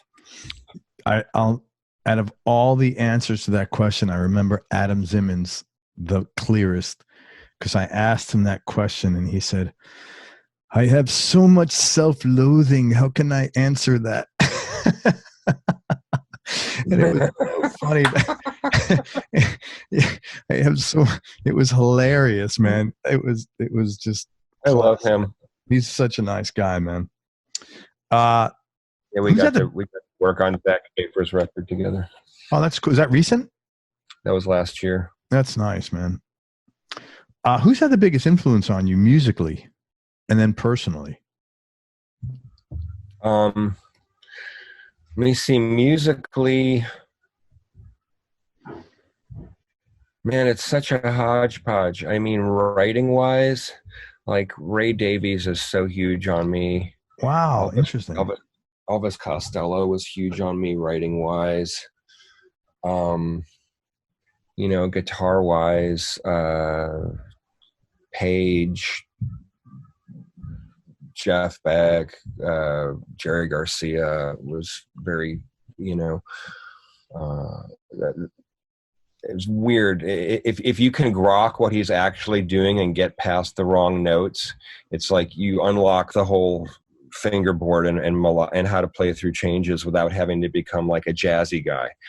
Garcia? Yeah, a lot of people don't understand it because they just hear all the wrong notes and the bad singing and shit like that. I'm like there's something really fucking deep going on here.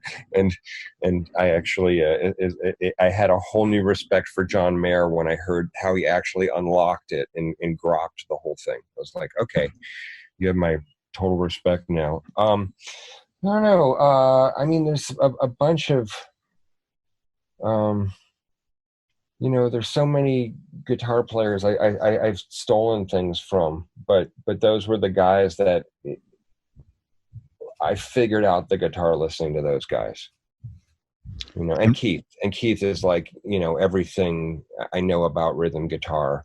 I learned from Keith how to listen to the snare and the kick drum, how to lock in with them, how to create movement in motion and not just something, not just a power chord, how to like roll the third along the bass and or make it boogie or something.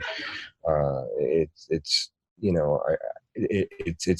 what he does is so ingrained in me, because that's so much of how I taught myself to play guitar, was like, and Mick Taylor too, just listening to those, like that the fluidity and the feel of Mick. Just those guys are I can't play and not do something those guys ingrained in me. How about personally, who's been the biggest influence?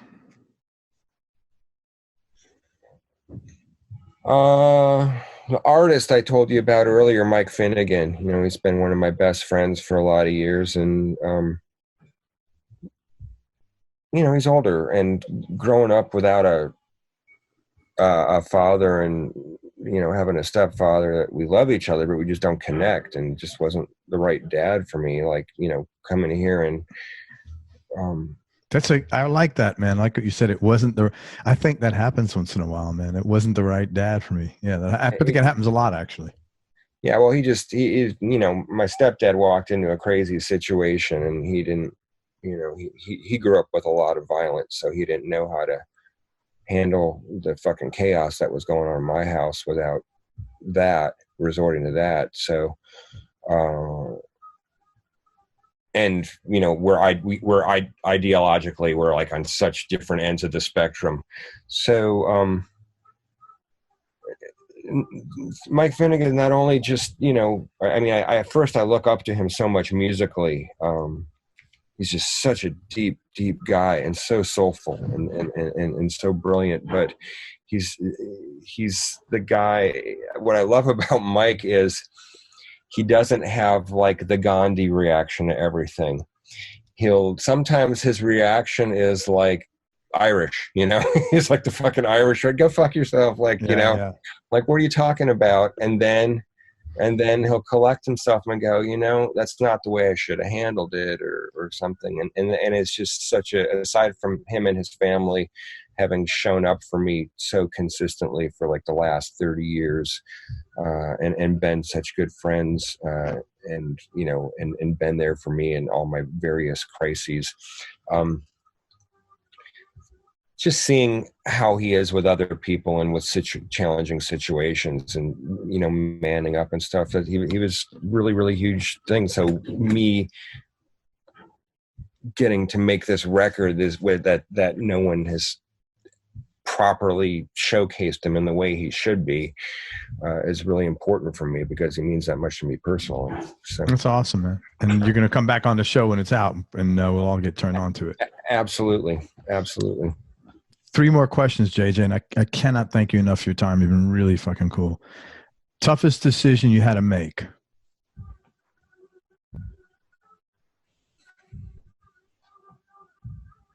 Getting sober. I mean, in one way, it wasn't tough because I didn't have any options, but execution was probably tough. It's like, it's just hard to go like, okay, I'm gonna, I'm gonna stop using my own ideas, and I'm gonna use someone else's ideas. That is really fucking hard, because that's what it came down to. I have to stop being a genius, because being a genius is gonna fucking kill me. And I have to stop relying on my best thinking and just, take direction. That was a hard decision to make. Yeah, good for you though. Best advice that you've been given, and who gave it to you? if you could remember.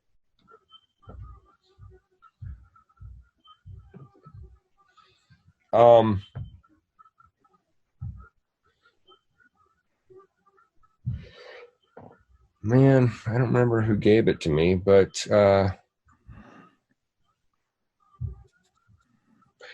it's well, you know what? It's more than just advice. And right now, my latest thing is it was an example that someone gave me, and my friend Ed Cherney, who was a legendary engineer who died last year. Ed was the guy who showed up, always had a great attitude, always made you feel good about yourself, and made you feel special, and was fun to be around. And I want to be that guy, you know, and be like Ed is my fucking, like, that's, you know, be like Ed. That's the advice I give myself. And I go into situations, and because sometimes my brain just doesn't want to talk to people, you know, I told you I got diagnosed with Asperger's. Some days it's affecting me more than others. You know, some days I just can't talk to people. Some days I'm just too in my head. I'm too oversensitive to any type of external stimuli. I can't look people in the eye. I'm whatever. And I have to really go in and go like, okay, be like Ed, you know? And that's kind of, you know, that's my advice. It's great, man. And last question, biggest change in your personality, JJ, over the last 10 years, and how much of that change has been intentional and how much is a natural part of aging for you?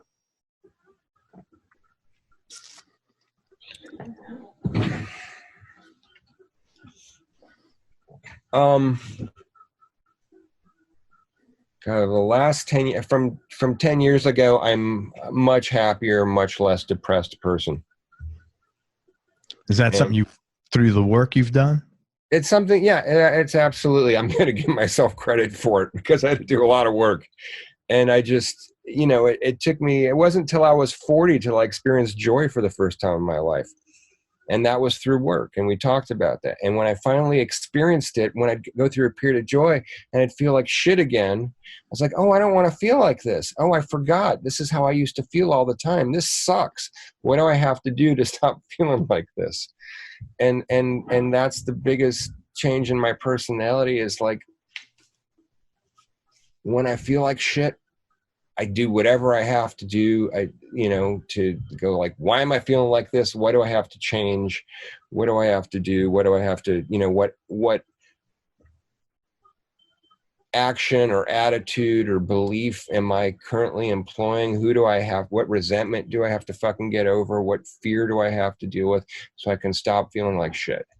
Because I worked so hard to achieve happiness and joy. I'm just not willing to be miserable anymore. And that's, and that was about 10, 11 years ago that change happened.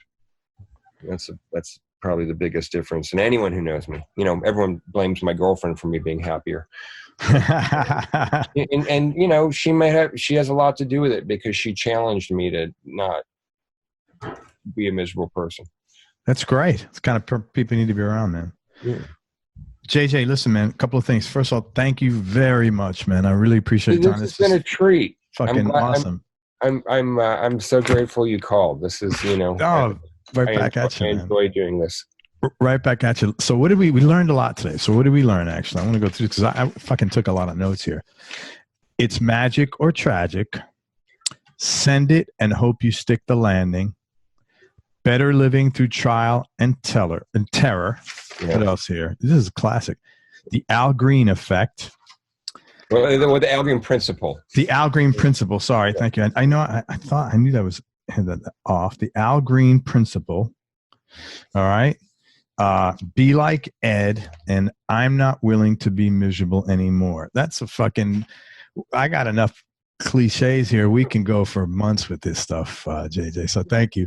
Let me tell people what you got going on. First of all, on Tuesday nights, if you're in LA at Canner's, Tuesday nights, 421 South Fairfax. That's one toke over the line. There you go. One toke over the line. 10:30 p.m. to 1:30 a.m. Go check out JJ and all his buddies playing there every Tuesday night. They got a standing gig there.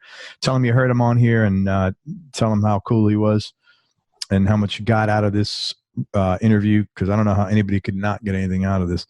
Also, if you want to do some work with JJ, either as an engineer, producer, or have him work with you as a sideman, contact him on his website, which is quite robust. It's jjblairrecording.com. It's jjblair recording.com. And I'm also on the Facebooks as JJ Blair, or Instagram is J.J.Blair. Awesome. Facebook and Instagram, J.J.Blair on Instagram, and JJ Blair on Facebook. And also, though, if you're going to contact him, as I always say, please give him some like background, what you're like, why did you think he could work with you well? What do you got going on? Don't just like send him a blanket note. Hey, I really dug your interview. We should work together. Let him help him help you. Let me help you. Show me the Quan. Yeah. Show him the fucking Quan. Good Lord. And man, thank you so much for everything. Did I miss anything? And I hope you come back with Mike, and that'll be really cool. They'll listen to the record. By the way. Yes. Do you know what that means, the Quan? That's from, what do you call it? From Jerry Maguire. But yeah. Show me the Quan. It's like, give me the fucking truth, right? No, I don't know. I figured it's like either it was Quan, either like some French pronunciation of coin, or Quan like the quantity, like like I want the quantity. I'm wondering if anyone else has any idea of what the fucking Quan is. Well, hey man, if you know what the fucking Quan is, post it on JJ's Instagram and let us all know, and then let me know, and I'll announce it on the show. We have a special episode. We know what the fucking Quan is. Here we go. And what else? You had something else. Oh, and man, Fox Force 5. Anybody wants to record at Fox? I would just do it just because it's the cool. You know how cool it is to say, yeah, man, we did this at Fox Force 5. I'll show you what my manager gave me. Hold on. Yeah, man, let's do this. We have the pillow. the Fox Force 5 pillow. Yeah, that was it. 5 secret agents. I just saw that like 2 weeks ago. And here's the funny thing too is, when I did June Carter's record, she has a song called Tiffany Anastasia Lowe about her granddaughter, Tiffany Anastasia Lowe, being a Quentin Tarantino fan, or being a Pulp Fiction fan. So the song is actually about scenes in Pulp Fiction, and it's about Quentin Tarantino. That's pretty funny. It's so weird. And I've met him twice, and each time I tell him, I'm like, I got to tell you this. Sorry, this sounds so lame, but I got to just tell you this weird thing. About your studio. I have this studio, blah, blah, blah. And then I did this record, and, he's like, oh, cool, man. Nice to meet you. Wait a minute. If there's anybody who knows what the fucking Quan is, that might be the guy. It could be. But I have to ask, I've done a record with Nancy Wilson. Maybe she can ask her ex-husband, Cameron Crowe, because he wrote that. Okay. Right on, man. I'm going to ask her. But you have to ask him. She has to say, what is the fucking Quan? Just like that. Man, hang on a second. Let me wrap up. Thank you for everything, man. I really enjoyed talking with you. This interview. Don't worry about it. There's a lot of things moms don't approve of. This will be the easiest thing she doesn't approve of that you've done. Trust me. Everybody, thank you so much. Thanks so much for listening. If you enjoyed this interview, please share it on your social media channels. Thanks very much to JJ Blair. Come and support JJ. If you're in LA, go out to Canner's on Tuesday nights at 10:30 and connect with him on social media, Facebook, JJ Blair, Instagram, j.j.blair. And most important, and you'll dig on this, man, don't forget that happiness is a choice. So choose wisely. Be nice. Go play your guitar. Unless you've got other plans. What's that? Have a nice day unless you've got other plans. That's right, man. This guy is the cliche monster. I got tons of. Be nice. Go play your guitar and have fun. Till next time, peace and love, everybody. JJ, thank you for everything, bro. Thank you so much.